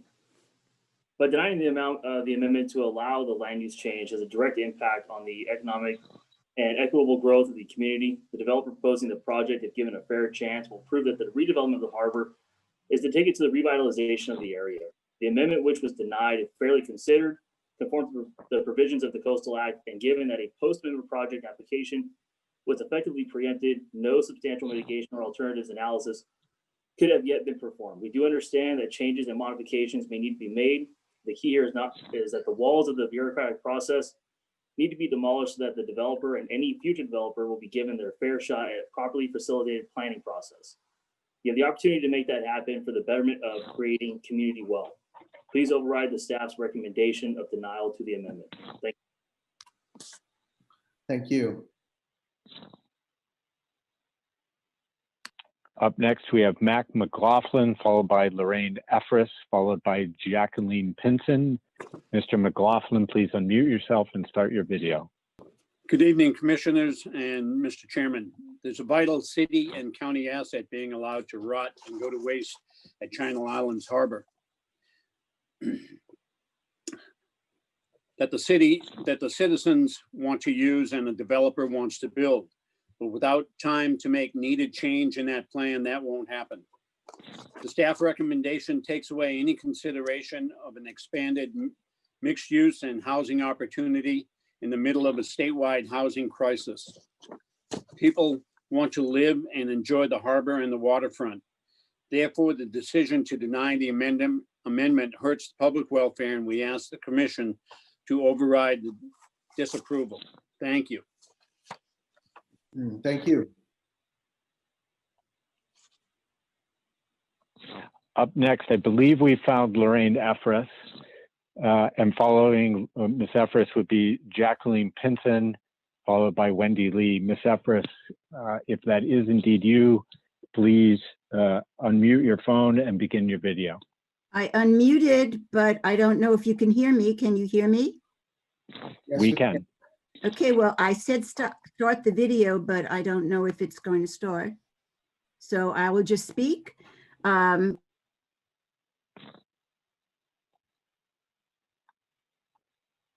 we've lost your. Okay, I've got it. Can you hear me? Yes. Okay, I'll just talk. Okay, my name's Lorraine Efris. I've lived in Oxnard, Channel Islands Harbor area for 29 years. I agree with the staff that we should deny the override. I suggested to Mr. Tellefson back in 2015 that he work with the city on an LCPA amendment, and he told me in no uncertain terms to my face that he would never apply for the amendment. It is only in 2018, after Mr. Sandoval arrived, that he agreed to work with the city and even apply for the amendment. So I noticed that he seemed very bitter when he spoke, and I understand he feels that he's been put through the ringer, but so do we. The city really is worked hard to work with the residents and help the county to understand that Fisherman's Wharf should be a resource for everyone and not a high-end enclave. Thank you. Thank you. We are not able to locate Jacqueline Pinson, so we will come back to you. Next up, we will have Wendy Lee, followed by Sandra McLaughlin, followed by Judith Dugan. Miss Lee, please unmute your phone and begin your video. Can you hear me? Yes, we can hear you. I don't have a video, I'm just speaking. Okay. I'm Wendy Lee, and I agree with the commission staff's recommendation that the override request should be denied. The principles of environmental justice and the issue of public access are two areas where the proposed apartment project falls short. It does not adhere to the principle that the most underserved and disenfranchised also deserve access and use of the coast and its amenities, and it eliminates public space and access. This massive apartment development that privatizes public land in the coastal zone is not only inappropriate, but also inconsistent with at least 20 of the city's LCP policies. And from a strategic planning viewpoint, it will not enhance the harbor. The Coastal Commission's mission statement and environmental justice policy support the position I take on this issue, and I hope you agree. The override should be denied. Thank you very much. Thank you. Thank you, Miss Lee. Next, we have Sandra McLaughlin, followed by Judith Dugan, followed by Gabriel Olwin. Sandra Ms. McLaughlin. Yes, can you hear me? Yes, we can. Okay, thank you. I speak today to encourage denial of the override and to the urgent need for an updated public works plan. The current public works plan was developed in 1986, 34 years ago. The harbor director himself has indicated the current PWP was approved over 30 years ago and conditions and needs have changed. The community has requested for years an updated PWP. The Harbor Department does not need to start from scratch. They have at least 2 comprehensive documents funded by public dollars that could be a starting point in this process. The Channel Islands Master Plan, dated May 7th, 98, the Channel Islands Harbor Public Areas Plan and Design Guidelines, adopted by the Board of Supervisors on 6/24/2008. We need to have a new public works plan. Thank you. Thank you. Next up, we have Judith Dugan, who I believe we've located. Ms. Dugan, I'm unmuting your phone now. You may need to unmute on your end. Following Ms. Dugan, we have Gabriel Olguin, followed by Joanne Leeper. Hello, this is Judy. Thank you for this. We can hear you. Can you hear me? Yes. Yes. I want to thank you for the time and tell you one other thing. The county is deliberately extended exclusivity at no cost to the Fisherman's Wharf developer for nearly 2 years until June 2022. They've tied themselves to this apartment developer, and the county thus cannot negotiate with the city in good faith. There has not been one significant modification to the product since 2016, and none are likely in the near future. Because of this, they have no intention of really working with the city because they do not want to make any major changes in their project. This is an apartment developer. The other things are just something that he has to be making, floors and things. But we can't expect much unless they will work with Oxnard. Thank you. We are not able to locate Gabriel Olguin. If you are here, please raise your hand. So next we will go to Joanne Leeper, followed by Steve Buenger. Ms. Leeper, please unmute your phone, unmute yourself and start your video. Good evening, Commissioners and Chairman. My name is Joanne Leeper, and I am an Oxnard resident. I am testifying today to implore you to do whatever you can to move the Fisherman's Wharf Oxnard project forward. Revitalizing the central area of our town is vital for the City of Oxnard and for our residents. Over time, the Fisherman's Wharf area at the Channel Islands Harbor has experienced an increasing vacancy rate as the buildings have deteriorated and tenants have left. Now we see vagrants, trash, and drug use at this once beautiful harbor area. The proposed Fisherman's Wharf revitalization project is very critical for the future of Oxnard, the wharf, and for our entire region, and the time is now. I am in support of this project, and I especially appreciate the thoughtful combination of new businesses, recreational opportunities, and rental housing that this project will bring to our waterfront. At this point, it really does not matter what the cause or reason this project is a bone of contention between the County of Ventura and the City of Oxnard. What matters now is that this squabble has prevented from being improved. You, the Coastal Commission. Thank you very much. Thank you. We are not able to locate Steve Buenger. Please raise your hand if you are in the meeting. So next we will move to Jenna Perkovich, followed by Max Gennis. Ms. Perkovich, please unmute yourself and begin your video. Hello, my name is Jenna Perkovich, and I was brought on to help learn the level of community support and opposition for the Fisherman's Wharf project. And through an ongoing grassroots effort over the last few years, we have visited Ventura County community members door to door, and we've reached out through social media and our website. To date, we have received a total of 5,160 noted project supporters. Next slide. That includes 1,728 supporters from our recent door-to-door visits, both English and Spanish-speaking communities. Next slide. And next slide. Through social media and our website, we have received 3,432 supporters. That includes 1,143 Instagram followers, 856 Facebook followers and page likes, 575 website supporters, 549 supporters through our email platform, 70 direct letters of support, and 216 supporters through Co-Urbanize. Overall, what we found is there is a silent majority of people in our community that support the Fisherman's Wharf project, many of whom cannot speak today, and that's who I am speaking for. Thank you very much. Thank you. Next up, we have Max Gennis, followed by Jennifer Gates. Mr. Gennis, please unmute yourself and begin your video.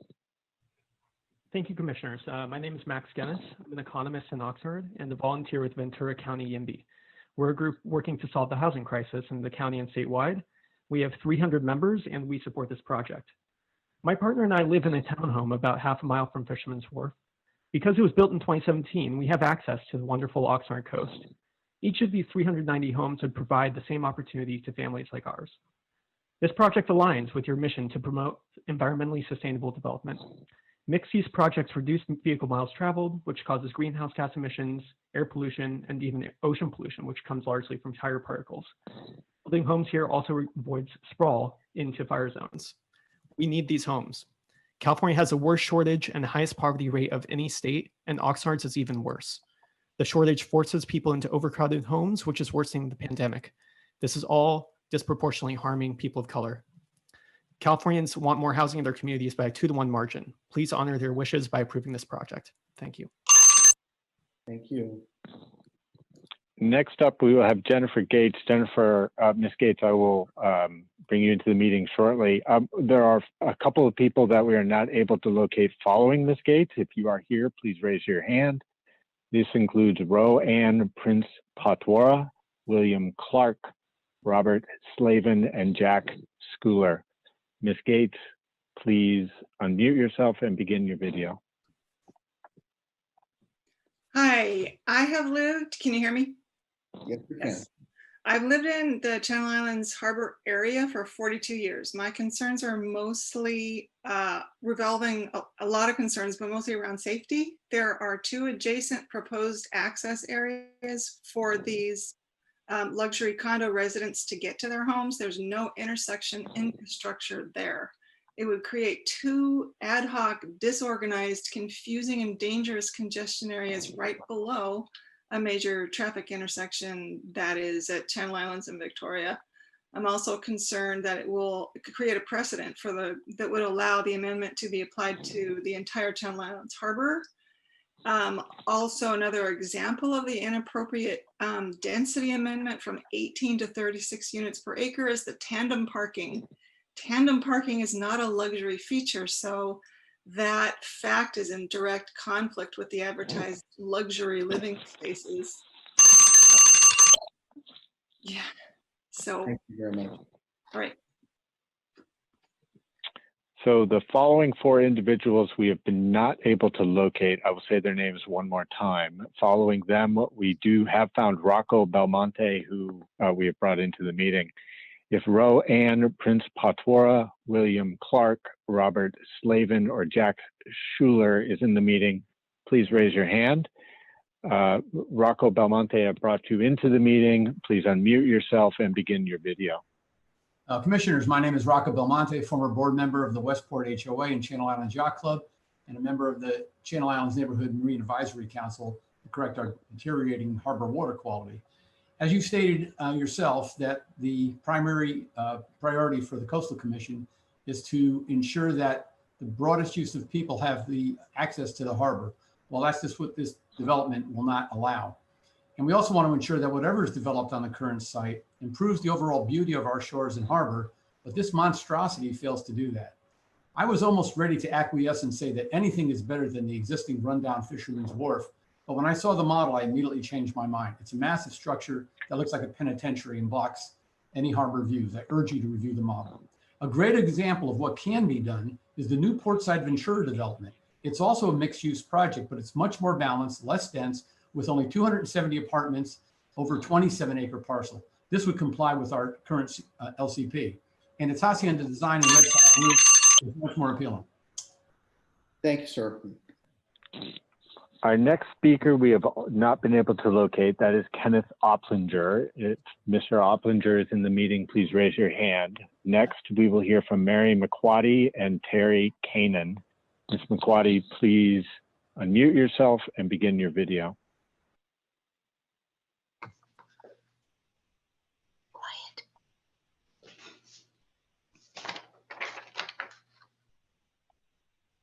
Am I supposed to unmute it?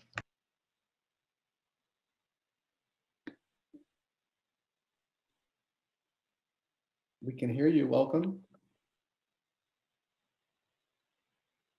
I think she muted herself by mistake. Yeah. Was it McQuaddy? Was that the last name? Yes, it was Mary McQuaddy. Well, we will circle back to her. Oh, maybe we have her now. Ms. McQuaddy, is that you? Come on, Missy. Not as of yet. All right, well, we will circle back to Ms. McQuaddy if we can. Next, we will hear from Terry Kanan, followed by Gail Morgan. Yes.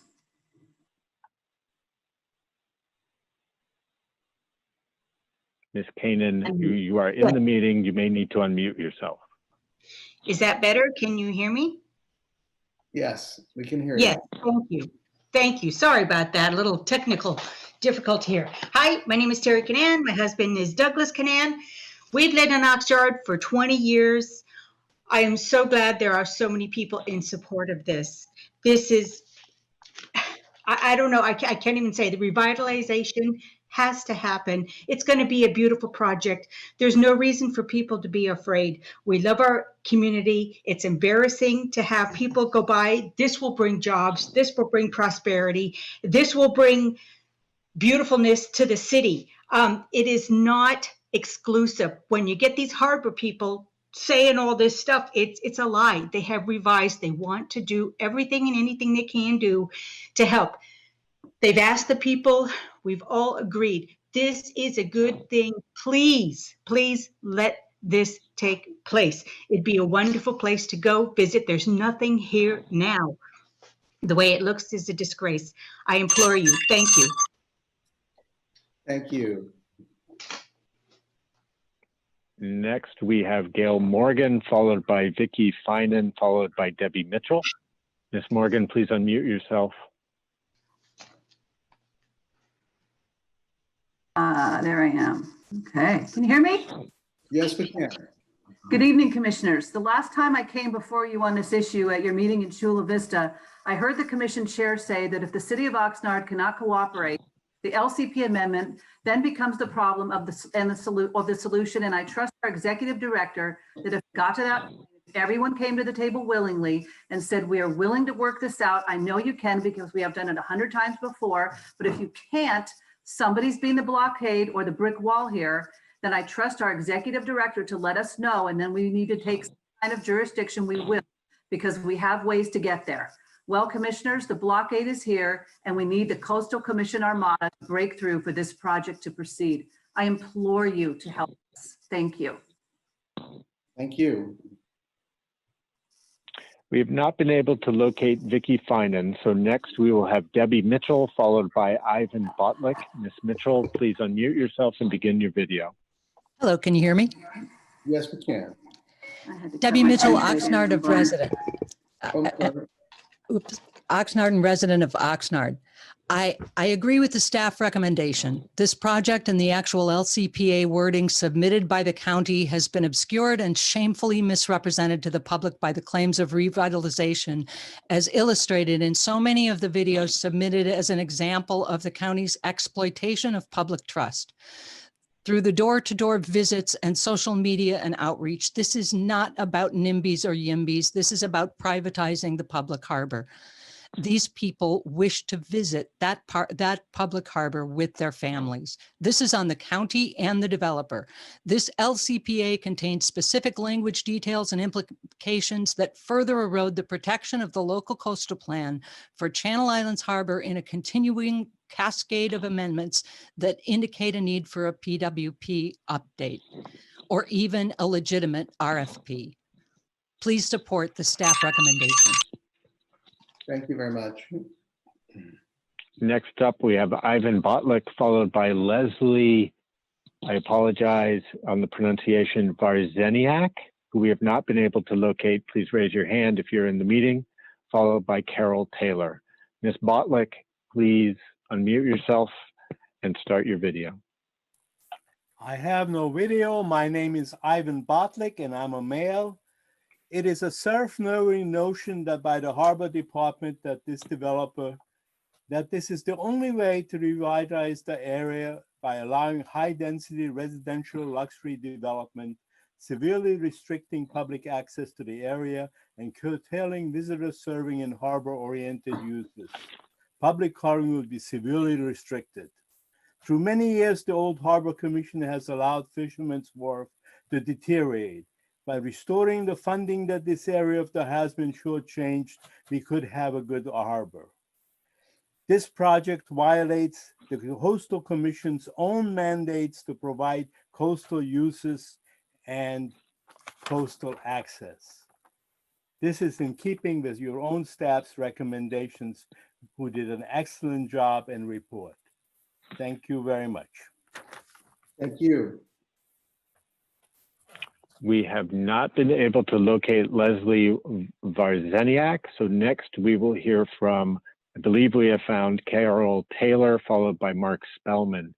Ms. Taylor, if that is you, please unmute yourself and begin your video. The amendment override.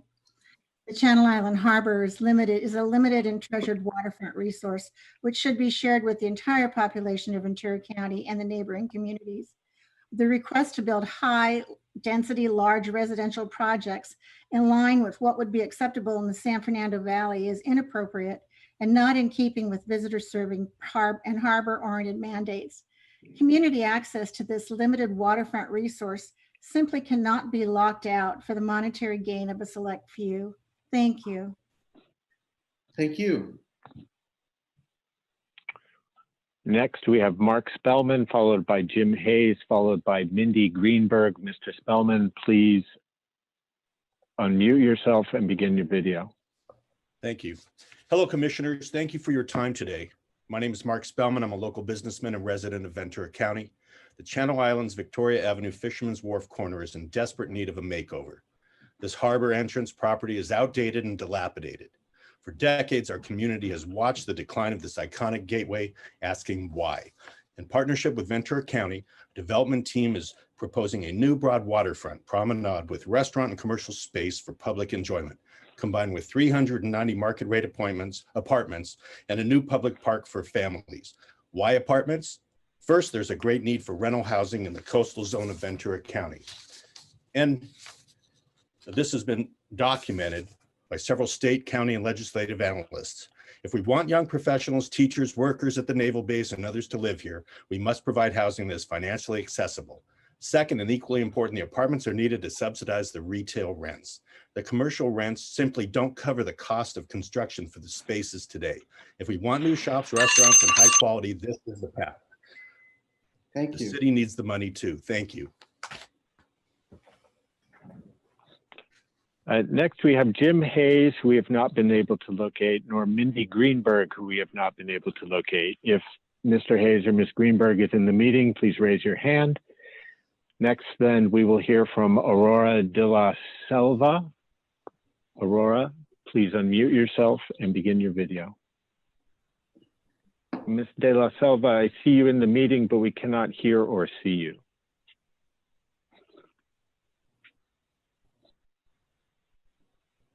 All right, well, we will circle back. Can you hear me?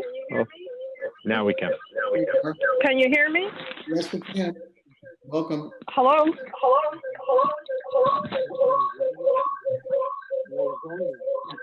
Hey, good night. All right, let's try working out the issue with Mr. Silva, and we'll come back to you.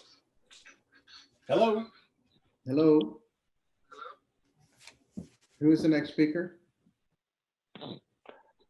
Following Ms. de la Selva, we have Sonia Traus, who we have not been able to locate, and Diane Delaney, who I believe we do have in the meeting. Ms. Delaney, please unmute yourself and begin your video. Okay, we will circle back to Ms. Delaney. Next, we have David Flamer, who I believe we've been able to locate. Mr. Flamer, please unmute yourself and begin your video.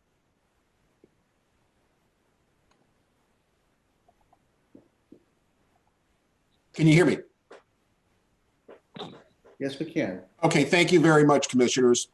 My name is David Flamer. I'm a Oxnard resident.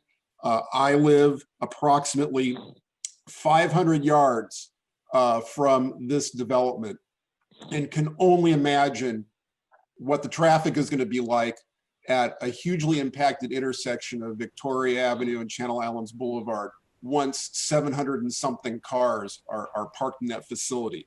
Please deny the waiver.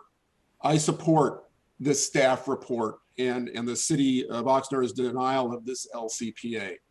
If you're unhappy about the existence or the existing condition of the Fisherman's Wharf, look to the county. They've bumbled this operation, and this is the only way, this development is the only way that they can monetize a county asset because they're clearly incapable of doing it otherwise. Thank you very much.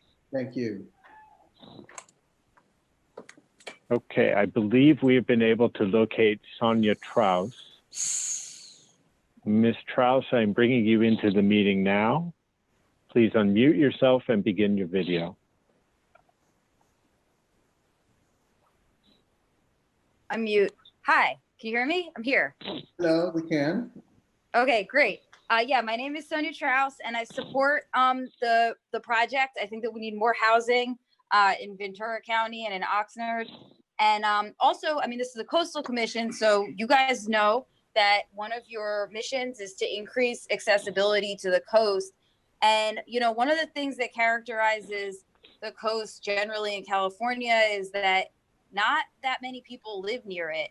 And that makes it not that accessible. You know, I've gotten into a habit when I go to a beach anywhere in California of looking around and thinking like, how many people can walk to this beach? You know, how many people can take a bus or a train to this beach in like a half an hour? And our rates for that are actually like probably really pretty low. For years, the Coastal Commission was thinking accessibility meant a lot of parking. But we have to, you know, step beyond that because not everybody has a car. That's Thank good. you. 'Cause not everybody has a car. Thanks. Thank you very much. We have been able to locate Mindy Greenberg. Ms. Greenberg, you will be next, followed by Audrey Keller, followed by Jason Baez. Ms. Greenberg, please unmute yourself and begin your video. Thank you so much. My name is Mindy, and I live a few blocks away from Fisherman's Wharf, and I urge you to approve this development. Mixed-use areas create walkable communities, which are great for the environment and highly in demand. I would love to have one so close by. If approval isn't granted today, I suspect this spot will remain unsafe and unusable for another decade. I'm relieved that the project is in front of all of you today, so we will receive an unbiased decision based on logic, policy, and forward-thinking views, keeping in mind our severe housing shortage. Please, please vote to approve this project so that our city can be more inclusive of everyone and we can all enjoy a beautiful new area. Thank you so much for your time. Thank you. We have not been able to locate Audrey Keller. If Ms. Keller is in the meeting, please raise your hand. So next we will hear from Jason Baez, followed by Frank Laza. Mr. Baez, please unmute yourself and begin your video. Can you hear me? We can. Okay, great. My name is Jason Baez, and thank you so much for the opportunity. I'm a member of Labor's International Union of North America, and I'm in full support of the Fisherman's Wharf project moving forward. You know, we're going through a traumatical time in history. The community is hurting for jobs, housing, and financial recovery. How could we possibly deny our hurting community for the conveniences of a handful of wealthy, privileged few who want the noise kept down and the traffic light? That's just crazy. This is how we raise our families. This is how we take care of our children, feed our families, revitalize our community. This opens up opportunities for young people to start careers in construction. You know, this is our lifeline and how we stay working, and this will help everybody in general. So I urge you to please push this project through. Thank you so very much. Thank you. Next, we have Frank Laza, followed by Shelley Rothstein, who we have not been able to locate. Please raise your hand if you're in the meeting, followed by Dallas Leeper. Mr. Laza, please unmute yourself and begin your video. Hey, good evening. Thank you for staying up so late. Commissioners, my name is Frank Laza, and I have been a businessman here for 23 years. I own the Duffy Electric Boat dealership, so I'm actually on the harbor. I urge you to deny the appeal, this change. The Fisherman's Wharf is completely dilapidated because of the county's neglect and because of their irresponsible management. The LCP is there for a reason.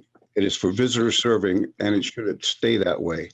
By altering the LCP, you also have the trajectory to change the other HCI lots that are in the harbor.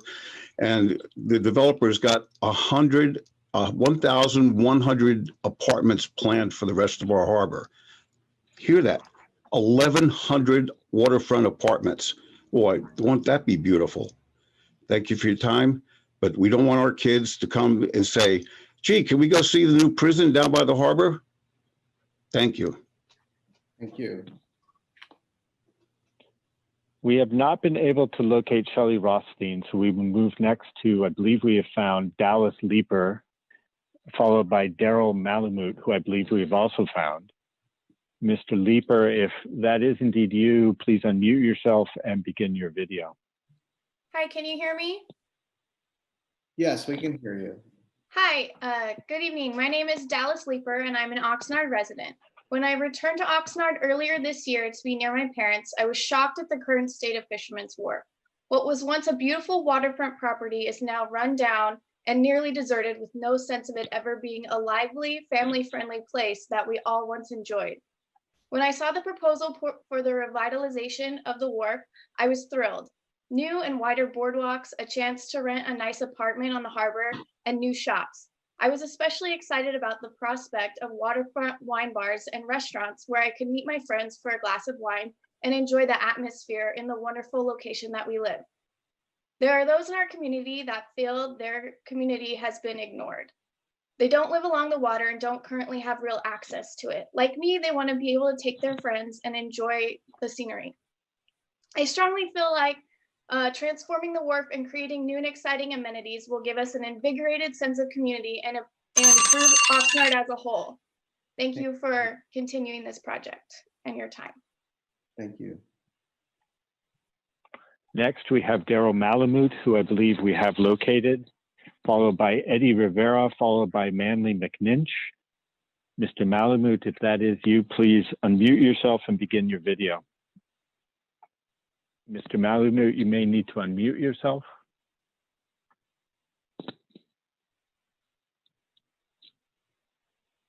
Okay, we will come back to you. Next up then we have Eddie Rivera, followed by Manley McNinch. Mr. Rivera, please unmute yourself and begin your video. Can you hear me? Yes, we can. Good afternoon, commissioners. My name is Eddie Rivera. I am a member of the Laborers International Union of North America. I am in strong support of this project for many reasons that have already been said by people who support it. The economic state that our society is in as we speak is struggling financially. Thousands of people, millions of people are out of work. This will put thousands of people to work. It's going to help contribute to the housing problem that we currently are in. It's going to fix this area that definitely needs repairs. I don't see why we need to wait another 10 or 15 years for Fisherman's Wharf to get updated and get more positive impact economically and for the community. I think you should approve the project to keep it moving forward. Thank you for your time. Have a great evening. Thank you very much. Next, we have Manley McNinch, followed by Anthony Ventura, followed by Juan Cerrato. Mr. McNinch, please unmute yourself and begin your video. Good evening. Thank you for this time tonight. I'm a second generation carpenter, been in construction all my life. My son's a third generation carpenter as well. And right now we have to get up 2 o'clock every morning to go downtown, work at downtown LA to get paying jobs. And we don't get home until late at night, which him being a young family man, don't leave him much time to spend with his family. And, you know, this project would bring hundreds, if not thousands of good, honest paint jobs to the area, and both construction and the service industry. And if any time in our history, those kind of jobs are needed, it's now. Now, please approve this. Please approve the override of the staff's recommendations. Let's go forward with this project and help bring some good jobs to the area and tax revenue. Thank you for your time. Thank you. Next up, we have Anthony Ventura, followed by Juan Cerrato. Mr. Ventura, please unmute yourself and begin your video. Good afternoon. Can you guys hear me? Yes, we can. Okay. Me and my wife have lived in this area for over 2 decades. We've raised our family of 4. It's always been a dream of ours to live in a home that was close or near the water. When we heard that, this development was at this location and the possibility of being able to live in one of these houses, or I should say, one of these homes that were along the wharf, we thought this would be our chance to be near the water and have a home that we've always dreamed about. We know all the residents of this county, how hard it is to find houses because of the limited houses that there is in the area. We also know that there's very few job opportunities. Like the gentleman before, most of us work in LA. It would be nice to bring some jobs here close to the area and to develop this area that's there, because right now it's currently sitting as a real eyesore, and it would bring a tremendous amount of revenue. Thank you. Thank you. I believe we've located the next speaker, Juan Cerrato. Following Juan Cerrato, we have 3 speakers we have not located, so if they would please raise their hands. That would be Tom McAnally, Cheryl Hall, and Ellen Spiegel. Mr. Cerrato, if that is you, please unmute yourself and begin your video. Yes, can you hear me? We can. Okay. My name is Juan Cerrato. I'm a member of the Laborers International Union of North America. I asked for you to approve this plan. This plan will keep my union brothers and sisters working, especially our apprentices, getting their hours they need for benefits and their pensions, and to become journeymen. It's a great project for them to for them to work on. This will bring much needed work for workers during this COVID-19 pandemic. So please approve this. Thank you very much. We have not been able to locate Tom McAnally, Cheryl Hall, or Ellen Spiegel. So next we will move to Hugh Hall. Mr. Hall, you should be in the meeting now. Please unmute yourself and begin your video. Following Mr. Hall, we will have Patricia Yaunis. I respectfully request that you deny approval of the 400-unit apartment project at Fisherman's Wharf. My reasons for requesting the denial are clearly enunciated in the Commission staff report. In the past, Fisherman's Wharf was a vibrant tourist destination. Visitors felt like they were on vacation. The ambiance in Fisherman's Wharf at the time was consistent with its intended purpose. Through systematic mismanagement, excessive rental rates, and deferred maintenance, the businesses were unable to survive, and the buildings have been left vacant and deteriorating for 15 years. The harbor director has stated that the only way to make this property an economic success is to build a high-density 400-unit apartment project. This project would bar public access to the majority of the property. It is my understanding that other financially viable products consistent with its intended use have not been considered. The problems of congestion and unsafe traffic conditions would make a rapid emergency evacuation of the beaches impossible. The developer has suggested that the project would help address the affordable housing issue. To be able to qualify for the estimated rents would require an income of $85,000, and the average rental family income of occupied rental property in Oxnard is $46,000. Fisherman's Wharf at Channel Islands Harbor is one-of-a-kind property. It is very much public legacy and should be passed on to future generations. Thank you. Next, we will have Patricia Yaunis, followed by Julie Pena, followed by Mary Kincaid. Ms. Yaunis, please unmute yourself and begin your video.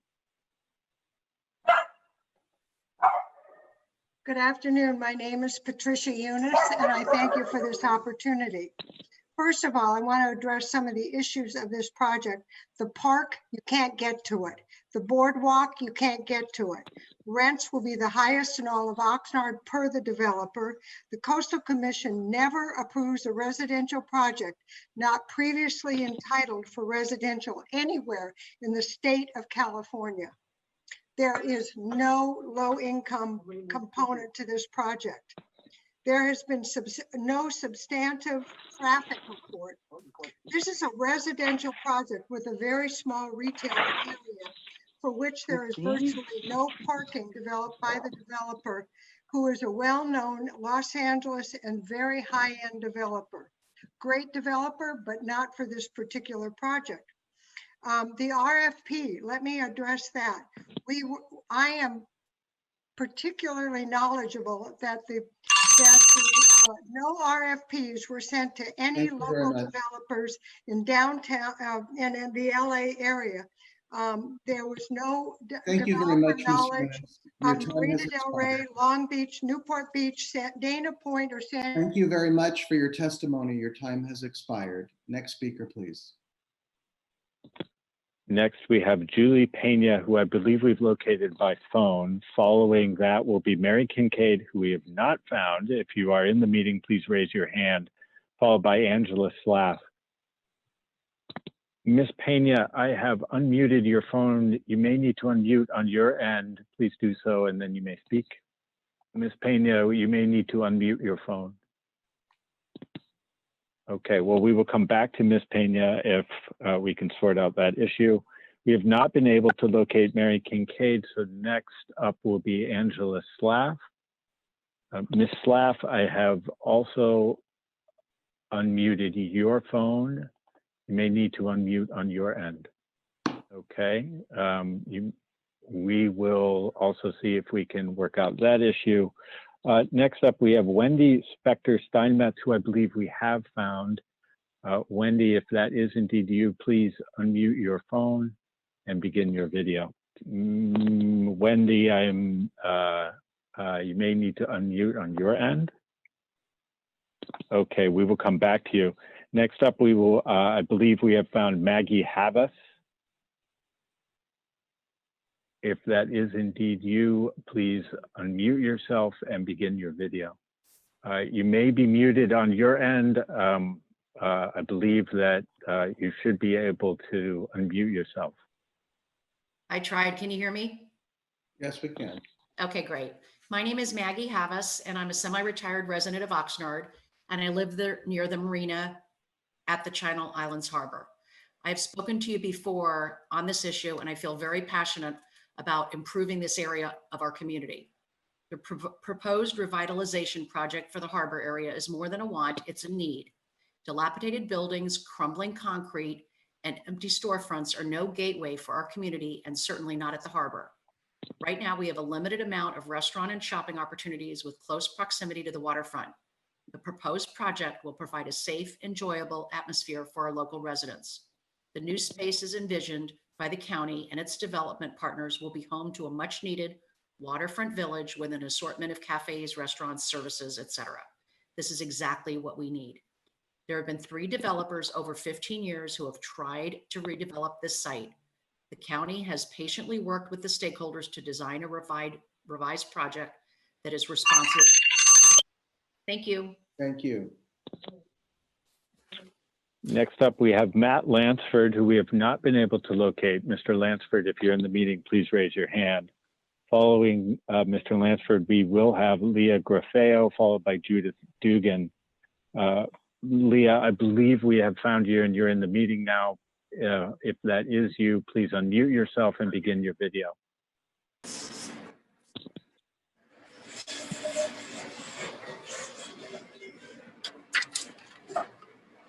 Hello? Hello, welcome. Hello, this is Leah Grafeo. Am I on live? You are, welcome. Okay, wonderful. Good afternoon, everybody. I know it's been a long day, but I just want to introduce myself. My name is Amalia Grafeo. And along with my husband and my family, opportunity in 2012 when we opened Fresco 2 on the marina over there in Seabridge Marina.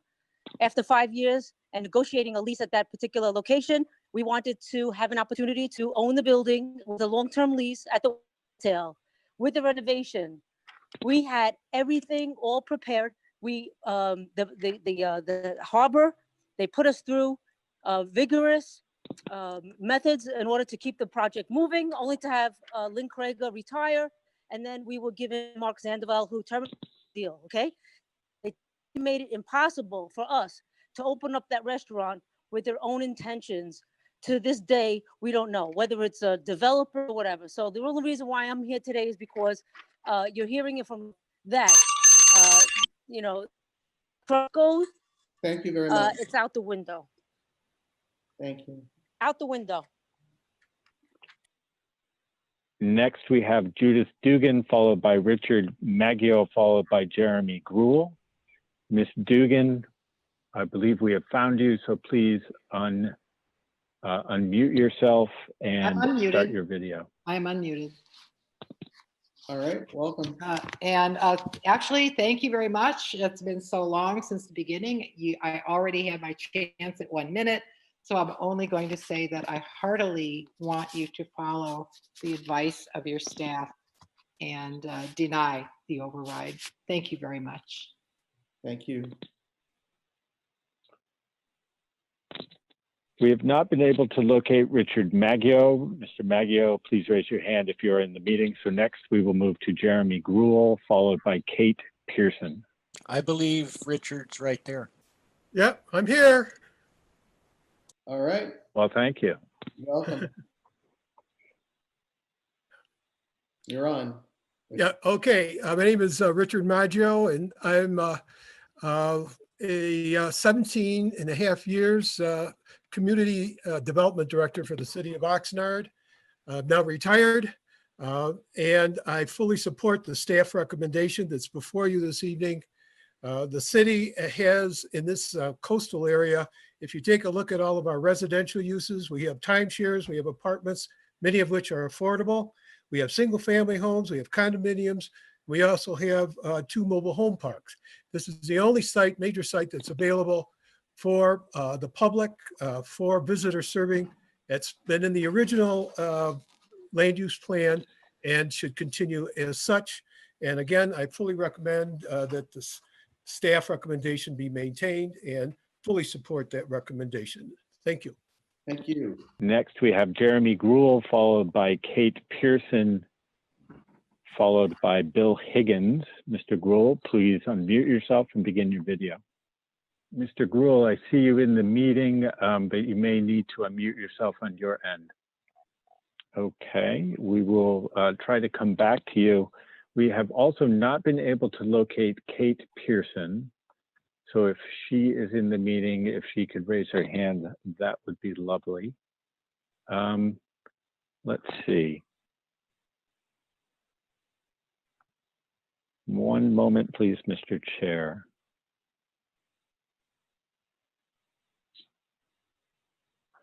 Okay, I believe we have found Jim Hayes, who we had passed by earlier. Mr. Hayes, I've just brought you into the meeting. If that is indeed you, you may need to unmute yourself and begin your video. And this may take just a moment as you come back into the meeting. Mr. Hayes, I see you now. You may need to unmute yourself. Okay, we will. Here we are. There we are. Wait, you got me? Mr. Hayes? Yes. Yes. Who do we have? Jim Hayes. All right, we can hear you. Great. Good afternoon, Mr. Chair and Commissioners. Jim Hayes with Almar Marinas. We own and operate 2 marinas in Channel Islands Harbor. I support the amendment of the LCP. I believe that the harbor is more representative of the county than the city. In one of our marinas, 80% of the boat owners live outside of Oxnard, and in the other 84 live outside of the city. The override procedure is intended to be used in the instance when local government is standing in the way of a public works project. This project has been in the works for over a decade. Staff's report says the Harbor Department provided no information demonstrating that the current status of Fisherman's Wharf is negatively affecting the harbor. I think we all have seen Fisherman's Wharf, and it's a terrible representation of the community. And that is a negative impact. Thank you. Thank you. Okay, we have a number of speakers that are next up. We have not been able to locate. If they could raise their hand, that would be helpful. That includes Bill Higgins, Charles Tay. I do believe we have found Robert Murphy. Mr. Murphy, please unmute yourself and begin your video. Following Mr. Murphy will be Jason Patrick Douglas. Hey, I was able to get on and do my thing. That was pretty quick. Unfortunately, Kate and Jeremy are having it. No, somebody has their, Hi, this is Bob Murphy. Can you hear me? yes, we can, Mr. Murphy. Hi, good evening, Mr. Padilla and Commissioners. I'm Bob Murphy with the Oxnard Shores Neighborhood Council. And we live nearby. Our neighborhood is right nearby the harbor in this project. We agree with your staff recommendations fully. You know, this community for the most part has maintained the same stand that the project as submitted is unacceptable. It's primarily designed to be a massive apartment project with a very small amount of visitor serving opportunities. We are not against development or revitalization at the harbor. We're strongly in favor of it. But a massive 4-story, 400-unit apartment project is not the appropriate project. It's not.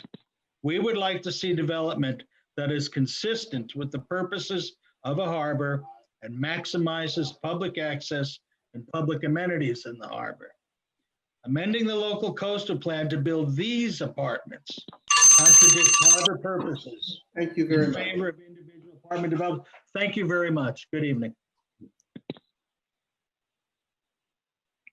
Mr. Chair, I believe we have found Charles Tay, who would be next. Mr. Tay, if that is indeed you, you will need to unmute yourself and begin your video. And just while we're waiting, how many remaining speakers do we have?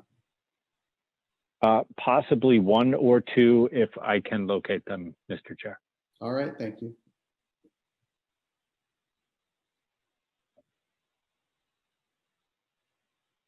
Mr. Tay, Hello? I see you in the meet. Oh. Hello? My name is Charles Teachout. I didn't know who. Okay, and so you can hear me? We can hear you. Yeah. Wonderful. Okay.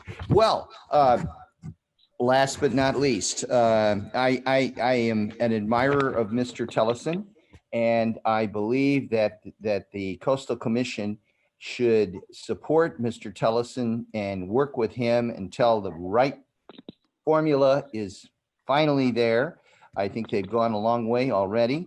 And furthermore, I think this is clearly an opportunity for many, many people to get jobs. We need jobs for our people. And I think we've found that general public access is available. This is a beautiful place and a way to eliminate blight. Oh, I hope the commission will work with Mr. Tellison. Thank you. Thank you. Let's see, Mr. Chair, one moment. We have someone who just raised their hand. Hello, can you hear me? This is that Julie Pena who is speaking? Yes, yes, it is. Yes, we can hear you. Okay. My name is Julie Pena, and I'm a cause board member, an Oxnard resident, and also a local real estate agent. And I just want to support the staff findings to deny the the approval of this massive apartment complex development. The county and the developer have stated that their apartments will help alleviate the housing cost or the housing crisis in Oxnard. But the housing crisis doesn't include high-end or luxury apartments. We need more affordable housing. We understand that unions, and support unions. We know they want jobs. The sad part is that these union members, workers, won't even be able to afford the apartments that are going to be built. And in fact, Oxnard is leading in all of Ventura County with regards to new housing stock. It would be unfair and unjust to take away public access property. Thank you. Mr. Chair, I believe we have Diane Delaney on again, who I believe had technical issues before. I'm going to attempt to bring her into the meeting now. Okay. Ms. Delaney, we have brought you into the meeting. You will need to unmute yourself and begin your video. Okay, Ms. Delaney, we have you actually in the meeting twice. What I'm going to do is I'm going to bring you in via your phone because it looks like you have also phoned in. So one moment. If I've asked you to unmute yourself, you will need to unmute your phone. Can you hear me? Yes, Can you hear me? Yes, we can. Welcome. Oh, hallelujah. It's Diane Delaney, Oxnard resident. This has been a game of cat and mouse with the county and developer for over 6 years, and they have wasted the community's time. They say that now they want to work with the city and community. Not true. It's always been the same. They feel they are entitled to 400 high-end apartments squeezed on public land zoned for recreational uses. Hundreds of members of the public have consistently shown up at meetings and hearings to express valid concerns about the project and the violations of the Coastal Act. And they do this because it is the right thing to do. They have no financial stake in this, like many who have spoken in favor of the project today. The county and the developer have unlimited funds to spend on biased lobbying for the project and taking advantage of our community. That happened before with the people from the power plant. Residents don't have the funds to compete with their fancy and misleading PR campaign. We stand with your staff and ask that you deny the Harbor's request for an override. Thank you very much. Thank you. Mr. Chair, that concludes the speakers that we had signed up for this item. Wonderful. Thank you very much. You've done a phenomenal job, by the way. Thank you very much. All right. The applicant, Harbor District, Mr. Sandoval, we burned through most of your time, but you are entitled to some rebuttal. So why don't we bring Mr. Sandoval back in? Mr. Sandoval, you are still in the meeting as a panelist. You may need to unmute or start your video again on your end. Can you hear me? I've got them both unmuted. There you go. We can hear you and see you. Mr. Sandoval, I'll give you a couple of minutes for rebuttal. All right, thank you. Thank you for your patience, Commission. In general, the city's presentation spoke significantly about a specific project, and that is not the subject of the LCP amendment nor this override. It does, however, highlight the fact that the city simply wants to control this development and development of the entire harbor, despite the fact that the county has rightfully controlled development under the PWP process since it was developed in the mid-1960s.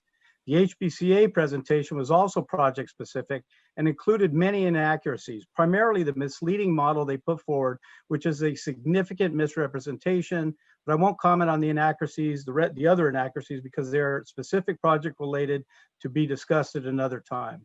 You heard from many speakers today and tonight. What I hope you saw was that there is a very diverse group of people which want this project to move forward. And on the other hand, a group of basically non-diverse residents privileged to live around the waterfront, trying to stop this mixed-use project, which will benefit more than just those around the harbor. And to hear a statement like that the union members will not be able to afford these apartments, that's an insult to many. Councilman Parolo stated that the developer and county did not listen to the public. Mr. Tellefson testified regarding the extensive outreach and resultant project changes. What I do hear from the opposition is that we should only comply with the PWP and LCP, which means no apartments at this site. If that is the case, I would like to hear that from the city, which would be interesting as they have recommended apartments here in their 2030 general plan.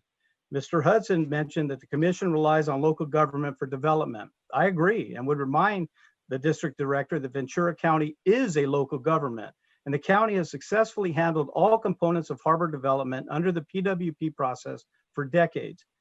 Mr. Hudson also indicated it was not clear if the amendment applied to other parcels in the harbor. It was definitely not our intention. We were only looking at this parcel in particular. And if there was some confusion, I myself am now confused as to why we were not contacted for clarification. And lastly, Mr. Hudson also indicated there were no LCP amendment alternatives submitted to the city or commission.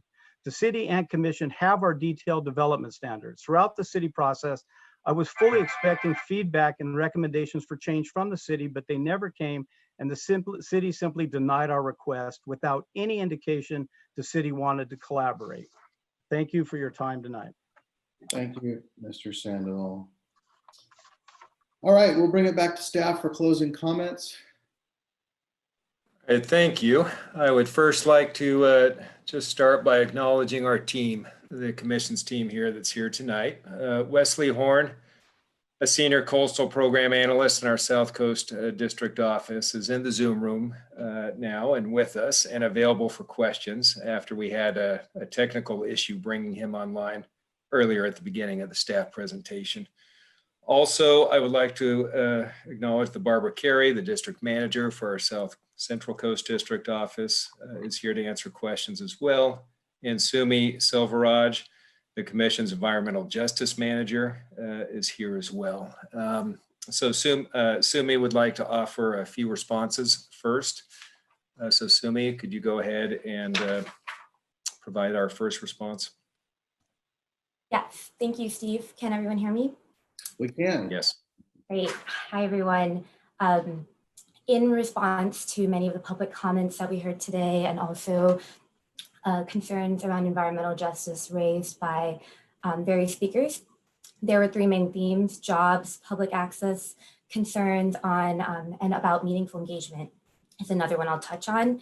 In response to public access, many commenters expressed excitement for new restaurants, housing, ability to visit the coast, and that revitalized amenities as an environmental justice. In order for equitable coastal access to these amenities, though, they must be affordable and accessible. As staff already expressed, there were no information provided about affordable housing in the proposal earlier. Also, many of the residents who cannot afford to live in this area or who would benefit from the proposed development housing, would have to travel to this site for public access.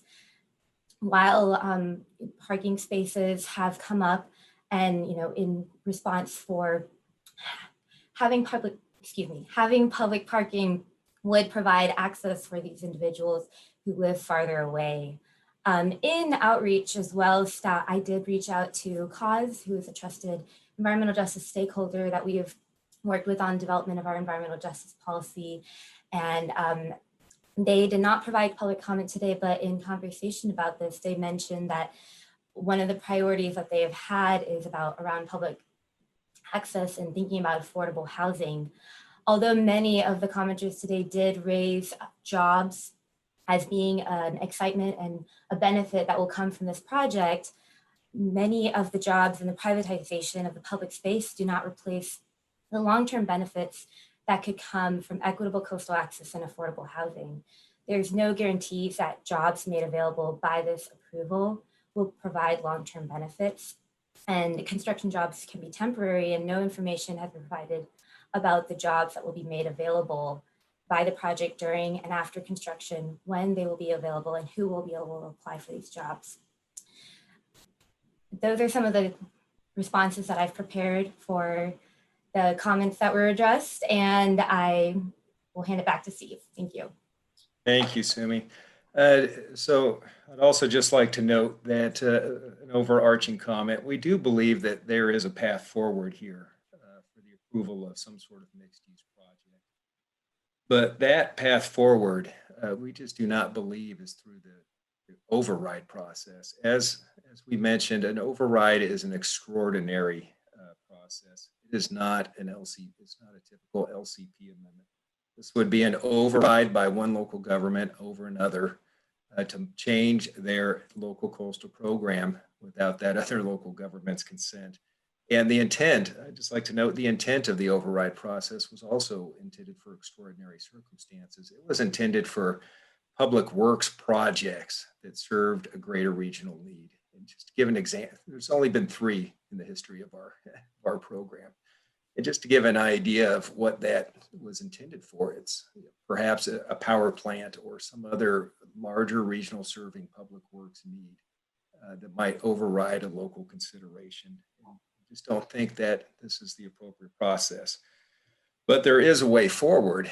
And of course, we are committed to continuing to work with both the county and the city to try to find that. Now, Mr. Tellefson, the developer, had asserted that this was somehow a change in the process, that he wasn't aware that the county would need to obtain a local coastal program amendment from the city. And that seems unimaginable to me.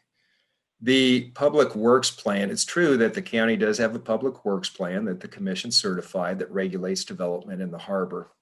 But new projects can happen in the harbor, but those need to be consistent with the public works plan. For projects that require an amendment to that plan, it's very important to remember that the standard of review for an amendment to the public works plan is the City of Oxnard's local coastal program. This project simply can't go forward. If we had it before us, we could not recommend approval of this project because on the face of it, it's inconsistent with the underlying land use designation for the site, which prohibits residential uses and specifically designates this site for harbor-oriented commercial fishing and visitor-serving commercial uses. And this project is obviously much more than that. Now, there could be a path forward, but there are many, many details. And I and my staff and Executive Director Ainsworth have sat in many meetings over the past years with all the parties here, and they're all good partners. I believe we can work together and find a path forward. But there are many issues and they're intricate and they involve the ratio of the public space versus the private space. So the mix of commercial development that should be redeveloped on site and the mix of residential. Now, the city raised many, many other issues, and our staff raised many of the same issues in these discussions. And those had to do with the mix, the ratio, of commercial versus private, but also parking standards, height, really just the form and design, the width of the promenade, and the portions of the site that would be dedicated for public open space and parks versus private areas. There's many details that are still left to be resolved. Now, if we were to take an override, those would all be details that this commission then would have to struggle with through modifications to an LCP. The LCP amendment as submitted by the county is in its current form. As Mr. Sandoval had mentioned, he wasn't aware that some of those changes applied harbor-wide, but so this is one of the other details they do. We would certainly be willing to have those discussions, but it would serve to undercut the city's participation in that process, and in my opinion, undercut the public's ability to participate in that local process through the city's hearings. So with that, I'm going to conclude our staff responses, but I would just like to note that we do have our team here tonight. We're available to answer questions. So feel free to avail yourselves of us, and we will do our best to answer any questions. Thank you. Thank you very much, Mr. Hudson. I appreciate you, your work and your team's work. Let's go to the commissioners then. We'll pull it to the commission.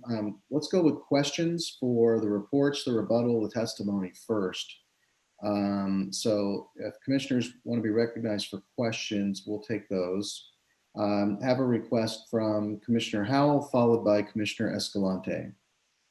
Thank you, Chair Padilla. I guess I don't think anyone on the commission is particularly interested in being here having this conversation. I guess this is a question for either Executive Director Ainsworth or Mr. Hudson. What effort, the last time we talked about this, it was pretty much, could you guys go and try and work this out?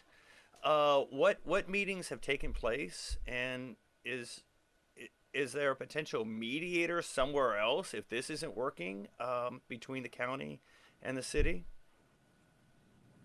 And I can start with that because after our dispute resolution, we did have numerous meetings. I can't even count the number of meetings we had. Really tried to facilitate bringing together both the city and the county to work towards a LCP amendment that they could both live with. And as you all know, to get to a point like that, there has to be give and take, and there has to be some compromise. What ended up, I think, happening, and from my observations, and let me just say, this is a very awkward situation because I have great respect for both of these jurisdictions and their staff and their decision makers. So it is very uncomfortable. I think the county's in somewhat of a box because of the agreements they had made with the leaseholder and couldn't move far off of that design. So I think that contributed to that this impasse. And I think that's kind of at the heart of what's happening here. Because the only way to get through this, I think, is through some give and take and redesign of the project. As Steve mentioned, this mix of, residential, commercial, good public spaces. And I think that's really what's required here. I do not think an override is appropriate in this case. It just doesn't fit the legal standard in our view. And as Steve has pointed out, as our attorneys have told us emphatically. So, those are my thoughts. Steve, I don't know if you have any other thoughts. I think you summarized it very well, Jack. Thank you. Thank you. Commissioner Escalante, followed by Commissioner Wilson. Thank you, Chair. Just two things for the record. One is I'm speaking without video because my internet is bad with video, so that's why I have not been on camera, but I have been listening intently the entire time. I've not even stood up. Yeah, it's a tough place to be. I guess the other thing for the record is that I thought there was a speaker from CAUSE towards the end, and I just wanted to clarify if I did hear that correctly, because I do also value their testimony significantly, especially when we talk about environmental justice issues in Oxnard. That is correct. Okay. Yes, that was Julie Pena from a CAUSE board member. I don't know if she was representing CAUSE in her comments, but yes. Yeah, and I can add to that, Jack. Commissioner Escalante, I spoke earlier with a policy analyst from CAUSE, and at that time she was not aware of, but as Jack mentioned, one of the board members did speak, so I'm not totally sure if she was speaking on behalf of CAUSE or as an individual member of the public. Is she available to clarify? Can we do that?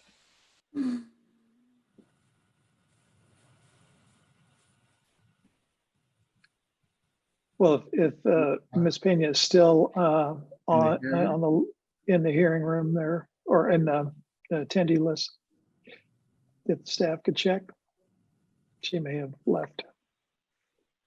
My apologies. I was distracted for a moment. Who is is it Julie Pena that we're looking for? Yes. Yes. She is still on our attendee list. I did just unmute her phone on our end. Ms. Pena, if you are there, you may need to unmute the phone on your end.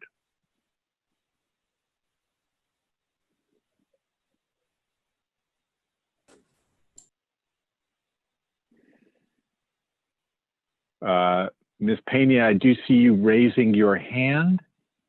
I have unmuted you on our end.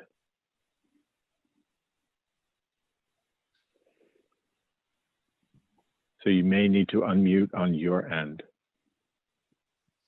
I'm unmuted. Can you hear me? This is Julie Pena. Thank you, Ms. Pena. There's a question for you on behalf of CAUSE from Commissioner Escalante. Commissioner Escalante, can you ask the question, please, again? Through the chair, thank you, Ms. Pena. Was the statement that you made on behalf of CAUSE, or was that on behalf of you as a resident of Oxnard? No, it's on behalf of me as a resident of Oxnard, as a realtor, and also because I am a board member of CAUSE, very much involved with environmental justice in my community. Okay, thank you. Thank you. Any other questions, Commissioner Escalante? Not right now, sir.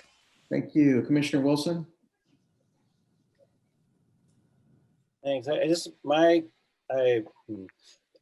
guess my first question or sort of confusion is where does the land use component of this end and the project begin? It seems like there's a lot of swirl and discussion around this as a project per se, but then there's pretty broad land use decision being asked of this as well. And when I look at the environmental document that was provided, it's really all kind of circling around the project and not as much around the land use perspective. And so when I look at the land use element of this, I mean, it's like talking about dramatic, just land use description changes on some pretty significant public access property, not just in this project, but on the other side there. And so that's a concern I have. I also, having been a Harbor District Commissioner myself and having these harbor uses as being so important, I could not really find any real discussion about the neighboring industrial land use associated with the base that's there, or with the installation there. And what you have there is an industrial uses right across the road, and so you're proposing to put in these residential, pretty dense very, very dense residential development adjacent to that. And I would have to say, in terms of long-term jobs perspective, you have a port that has connection to a rail. That land is quite valuable from that perspective. And I'm looking at that sort of west side. I think probably one of the reasons that probably hasn't been developed into residential is because of its buffer to that industrial or potential industrial use. And so I don't know, for me, there's just those are commodities that we're supposed to be really taking into account. And I think I heard you say that there really wasn't really a land use study that had occurred. Had some kind of land use study occurred in terms of that potential conflict? Mr. Hudson? Yes. So I'm going to describe what has occurred to date, and then just ask my staff if they have anything to add to that. So what hasn't happened yet, though, is my understanding there has not been an environmental impact report to evaluate some of those sorts of issues. Through the city's process, that could occur, but if we were to take an override, then there would not be such a study, at least not through CEQA. And as we would be the equivalent of CEQA, that would be our responsibility to conduct those sorts of studies. I'm just going to ask Mr. Horn and Ms. Carey if they have anything to add to that response. Hey, Steve, this is Wes. Can everyone hear me okay? Yes, we can. Okay, well, just to speak to Commissioner Wilson's first comment about how this proposed LCPA amendment fits within the scope of the proposed project. The project that you see in the county's consideration of environmental factors, as well as kind of described in more detail in their narrative and things like that, it sort of fits under the umbrella of the larger land use changes. And so by approving the LCPA amendment override, you would be effectuating those land use changes, which then the county would then be able to finalize their public works plan amendment to commission staff and then follow up with an eventual notice of impending development NOID for the project. So while the sequences of events between the LCPA and then the PWPA and the eventual NOID are intended for the actual end project, what's before you today, if it were approved, would result in larger land use changes to the county's, to the city's LCP. And I hope that helps, but I'm here for further clarification. And if I could add, I know that's there's a bit more there than just the request about the different studies that have occurred, but that larger land use question that you started with, Commissioner Wilson, I would also note that there is another issue that was discussed in our addendum for this, and that is that the city has only acted on the land use plan amendment, and that's what was denied. Now, the amendment override that was submitted to us included both a land use plan and an implementation plan component. And in our opinion, that raises other legal issues. We don't believe that this is really ripe, at least for us, even if we were to take an override. The city has acted on a land use plan amendment. They're legally required to do so in order for us to take up an override consideration. but the county directed the city not to review or act on their originally submitted implementation plan component. So that hasn't happened yet at the local level. And that's just one more reason why we believe that it would be very problematic from the land use planning perspective for us to try to take this override on at this point at this point in time. Mr. Wilson? Just as a follow-up, I want to, someone's got me on speaker and bouncing back here. I just want to say that I have been a big proponent of more flexible land use and multi-use components around harbors, and I think that's but you have to really analyze that. You just can't go for it because you want it. There really has to be something in terms of that future, because you really are talking about a land. These harbors are rare. And this access to this harbor is rare, of this depth and this size, and I think we need to be careful about that. That being said, we need housing, and the development that I'm not necessarily totally afraid of the developments being proposed per se, although I will say it's definitely of a volume and size that's significantly different than what's around it. It's just that I am not clear that the larger land use issues that we're being asked to address weren't vetted very well in today's discussion. It was just all about, wanting to, build some houses and get those jobs, which are really important, and go to a wine bar and walk along the boardwalk. But there's a much bigger issue that we would have to deal with if we go with that override. And so, yeah, so I'm not comfortable with it yet anyway. Thank you. Commissioner Hart, followed by Commissioner Howell. Thanks so much. I'm going to combine my question with my comments to save time. First of all, when Mr. Tellefson was speaking at the very end, and I think he's still on, but I don't really, I'm not going to belabor it given the hour. At the very end of his comments, he said, and we have agreed now to put some affordable housing as part of this project. Well, that sprung out at me because to me, what is this statewide issue? It's affordable housing. I don't really think it's housing. It's affordable housing. And that's true, particularly for the commission, as we have embraced environmental justice, not in the way it was described earlier in this hearing by one of the speakers, I believe, Mr. Sandoval. I don't necessarily agree with I don't agree at all with your assessment of the environmental justice aspects of this, although I appreciate your efforts and thank you for that. But nevertheless, as I read through this initially, what jumped out at me was the complete lack of any affordable housing. And these apartments are extraordinarily expensive, in this area. So if there is an openness to affordable housing, this is something that should go back to the city and the county as they try to work this out. That to me is something that, besides dealing with the design of this, could really make a difference.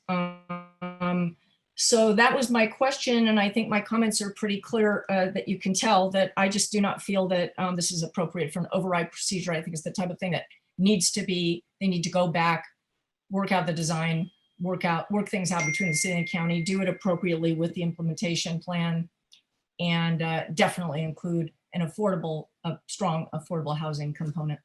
Thank you. Thank you. Commissioner Howell? Thank you, Chair Padilla.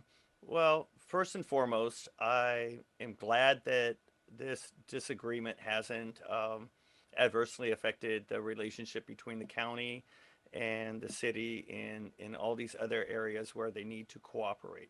That's a credit to the city and to the county. So, and thank you. That being said, I think this is an issue of not only environmental justice, but also good governance. Many of the impacts associated with the change in this LCP, many, if not most, will be in Oxnard, in the city of Oxnard. And I know this site well. I know the community, and there does need to be a project there. There's many great things that could happen. It's beautiful. It can be vibrant and should be successful. But it needs to be a partnership with the county of Ventura, the developer, and with the city of Oxnard. If there's nobody else wishing to speak, Chair Padilla, I would love to make a motion. I think at the appropriate time, I will come back to you for that. And we'll get Thank through you. the pictures. Commissioner Brownsy. Thank you, Mr. Chair. I'll keep my comments super brief. I agree with what Commissioner Howell just said, as well as Commissioner Hart. To me, this kind of reminds me of Redondo, where everybody agreed that there needed to be some redevelopment. The question was, how do you get there? And Mr. Ainsworth, thank you so much for clarifying that, which is some of the extenuating circumstances that constrain this. And so I agree with the comments that there is a project. It needs to go through the appropriate process. And I think that the staff report laid that out very clearly, the grounds upon which this LCP override should be denied, and I support that. Thank you, Mr. Chair. Thank you, Vice Chair Brownsy. Commissioner Escalante, followed by Commissioner Uranda. Thank you, Mr. Chair. As I was saying during my questions, I think this is a very unfortunate standoff between the city and the county. And it does sway heavily upon me to, have to take sides. And, that I've always identified myself as a YIMBY because I've always been an affordable apartment dweller, and all of my families as well. And as an LA County resident, I know what the housing crisis looks like. So I'm all for increasing density, even if it means to change the zoning and adding height to avoid sprawl, which is why I've always aligned myself with Commissioner Wilson. But I also always said that, it has to happen where it makes sense. And I do echo what the majority of our Oxnard City Council has said during their denial. And I do appreciate all the information about the current state of new housing under development in Oxnard, and that the city continues, to try to build a substantial amount of new housing, especially affordable housing. So I have heard from the Oxnard Council members that they have a strong desire to work with the county to improve the Wharf for the public benefit.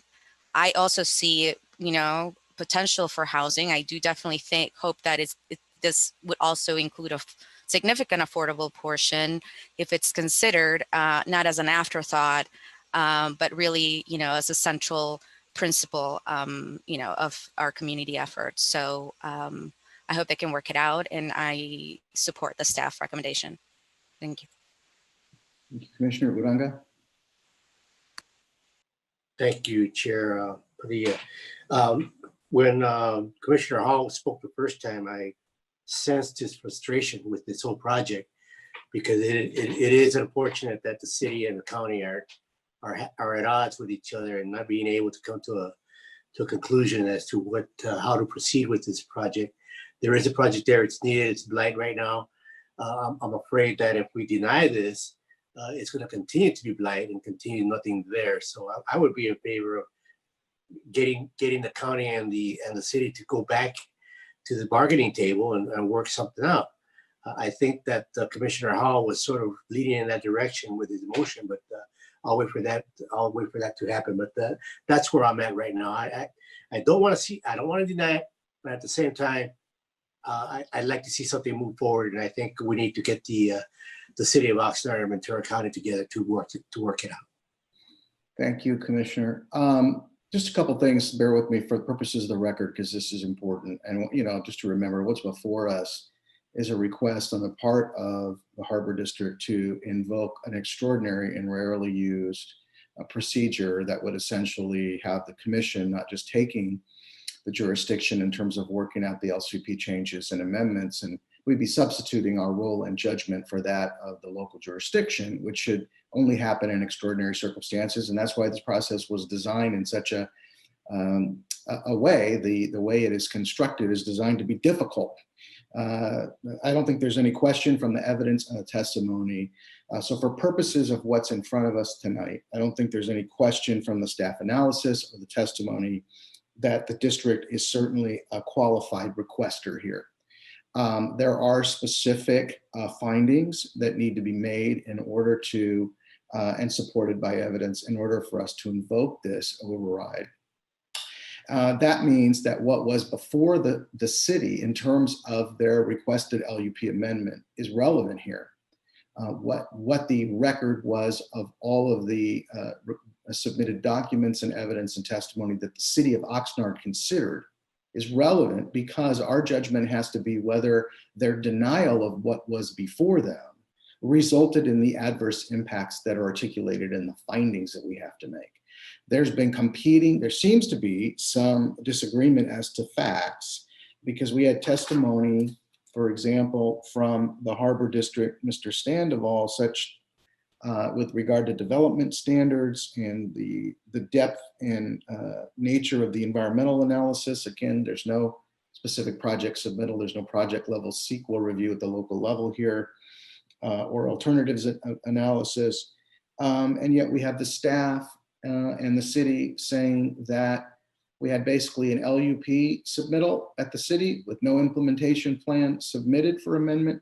And there was not, for example, on the housing question, a substantial amount of information about where the housing component would be ranked with respect to coastal dependent uses and other commercial uses on the site, and whether or not, therefore, the Oxnard's denial resulted in extinguishing an opportunity to provide affordable housing, as Commissioner Hart pointed out. And Commissioner Hart, I'll tell you, Mr. Tellefson's testimony where he made that statement popped out at me as well, because it seemed to be testimony admitting that there wasn't, that wasn't part of the submittal in front of the city the first time around. It seemed to be more present tense than past tense. So for the record, I just want to get clarification from staff. In our review for the override procedure, did we look at and did we obtain from the city the complete record of all the nature and extent of the requested amendment and all the supporting documents? And did that include in the submittal that Oxnard considered, did that include, for example, a sufficiency of information such as development standards, whereby we could evaluate the impact of their denial? Your report seemed to say no. There was contrary testimony from the Harbor District. What's the actual record say? What did we find? What did we get from the City of Oxnard? Was there or was there not a high level of detail with respect to the development standards, environmental review, priority uses within the change in zoning, or not? What was before the Oxnard City Council? Yes, we're happy to respond to that. Mr. Horn has reviewed that record, and I'm going to ask Mr. Horn if he'd like to describe that for the commission. Thank you, Mr. Horn. Yeah, sure. I can do my best, and hopefully if there's questions, help clarify after. The original submittal to the city dated January 25th, 2018. It was accompanied by a letter from the Harbor Department that basically specified that the draft amendment changes to the city's LCP consisted of text and map changes to the land use plan portion and local implementation plan portion of the city's certified LCP. It goes on to say that the application includes additional project materials such as a narrative, development standards, and things of that nature. So I think looking at what was submitted to the city, it shows that the changes to the LCP consisted only of those text and map changes to the LUP and IP. And while the development standards were included as supplemental project details, they were in no way included and or referenced in the changes to the city's LCP. Were they considered or addressed during the hearing at the local jurisdiction when they considered the amendment request? I do not believe so, because later, I believe in July 2018, then Harbor Director Lynn Krieger requested that the city proceed with a land use plan only amendment. And so at that point, the city only reviewed and took action on the land use plan portion, which obviously did not include the development standards. Okay, and that's clear from the record of the discussion, I'm assuming, which you reviewed. Yes. Okay, that's important to get that in the record. Because obviously, I think, some of these findings could be made generally, right? But the lack of specificity, and this system is set up to be difficult, I think, for this exact reason, in that it requires some level of specificity for the findings to do an override that typically are supposed to happen at the other end of this process. Which is why it's designed in this case, for example, that the standard of review to amend the PWP by the Harbor District are the relevant elements of the certified LCP for the City of Oxnard, which is like, hello, which means you have to cooperate. You have to work together. And the reason the standards are so high to do an override and require a level of detail and evidence that would typically not even be determined until you go a step into that process tells you that it's designed to be used and invoked when you just have a real abuse of discretion, or you have just a nullification of standards that causes a greater public harm. And that's the purpose of the process. And I agree. I think Mr. Hudson put it very well and in articulating how extraordinary this is. So that said, I think it was important to get that clear on the record. I just want to add one last thing for myself, and that is, this is unfortunate, and for the developer too, who I imagine is very frustrated for both parties. But this is a failure, to be frank, all due respect, of these jurisdictions to find a way on this question to work these issues out in a way that benefits their community, frankly. And we had plenty of testimony about, how there should be a project here, and I agree completely. The status quo shouldn't be acceptable to the county or to the city because it's in decline, and it's not serving the needs that it could be serving. And this is unfortunate, but this is not, I agree, after hearing everything, that this is not the right process. So Mr. Howell, if you want to bring it back to the formal motions, I believe they are on pages 12 and 13. It's been in front of me for half an hour, Chair Padilla. All right. I move that the Commission certified land use plan amendment number LCP-4-OXN-20-007-1 as submitted by the Ventura County Harbor Department, and I recommend a no vote. I'd second. All right, that is moved and seconded by Howell Hart. Do you want to speak any further to the motion or No, the thank second? All right, any further deliberation? If not, we'll move to a roll call vote. Mr. Staven. Commissioner Uranga, Aye. I mean, no. Uranga, Sorry. One of those. No is yes. Commissioner, No, wait. He's asking for a yes vote. No Yes. vote. Yes. No, he's asking for a no vote. He's asking for no vote. Apologies. That's what I said. No is yes. we'll start again. Commissioner Uranga, If no is yes, no. Uranga, no. Commissioner Wilson, Wait, what's the staff recommendation? Is it yes or no now? I can't. The mover and seconder are asking for a no vote, and if that carries, that would result in denial of the LUP as submitted. So they're asking. All right, well, I'm so glad Roberto went first because I can say no. Wilson, no. Commissioner Almanzada, No. Almanzada, no. Commissioner Bochco, No. Bochco, no. Commissioner Brownsy, Oops, no. Brownsy, no. Commissioner Escalante, No. Escalante, no. Commissioner Groom, No. Groom, no. Commissioner Hart, No. Hart, no. Commissioner Howell, No. Howell, no. Commissioner Rice, No. Rice, no. Commissioner Turnbull Sanders, No. Turnbull Sanders, no. Chair Padilla, No. Chair Padilla, no. The vote is unanimous. Thank you. The commission denies certification of the LUP as submitted. And Mr. Howell, that would bring you to the next one. I move that the commission reject implementation plan amendment number LCP-4-OXN-20-007-1 as submitted by the Ventura County Harbor Department, and I recommend a yes vote. Second. All right, so that time it was Howell Wilson, is that correct? Any further comments? No. Any further deliberation? If not, we'll move to a roll call vote. Mr. Staven. Commissioner Wilson? Yes. Wilson, yes. Commissioner Amanzada? Yes. Amanzada, yes. Commissioner Bochco?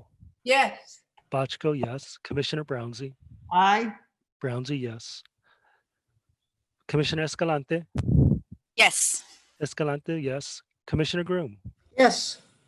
Groom, yes. Commissioner Hart? Yes. Hart, yes. Commissioner Howell? Aye. Howell, yes. Commissioner Rice? Yes. Rice, yes. Commissioner Turnbull Sanders? Yes. Turnbull Sanders, yes. Commissioner Uranga? Aye. Uranga, yes. Chair Padilla? Yes. Chair Padilla, yes. The vote is unanimous, sir. All right, and those findings are made with respect to the inability to make the findings. The certification of the IP is denied. Thank you all very much for your work and for your patience and for your participation. And I think that closes out that item. Mr. Ainsworth, and then the balance of the items were disposed of, and I discussed it. We'll just trail the statewide items till tomorrow. So Mr. Ainsworth, is there anything else? No, sir. All right, Ms. Warren, anything? I'm assuming not. No. All right, thanks everybody for your work. We will stand in recess until tomorrow morning at 9 o'clock. Great job, See you tomorrow. Steve. Thank you so much. Good job. Steve. Time. Thank you. Good night. Zoom brain. Good night.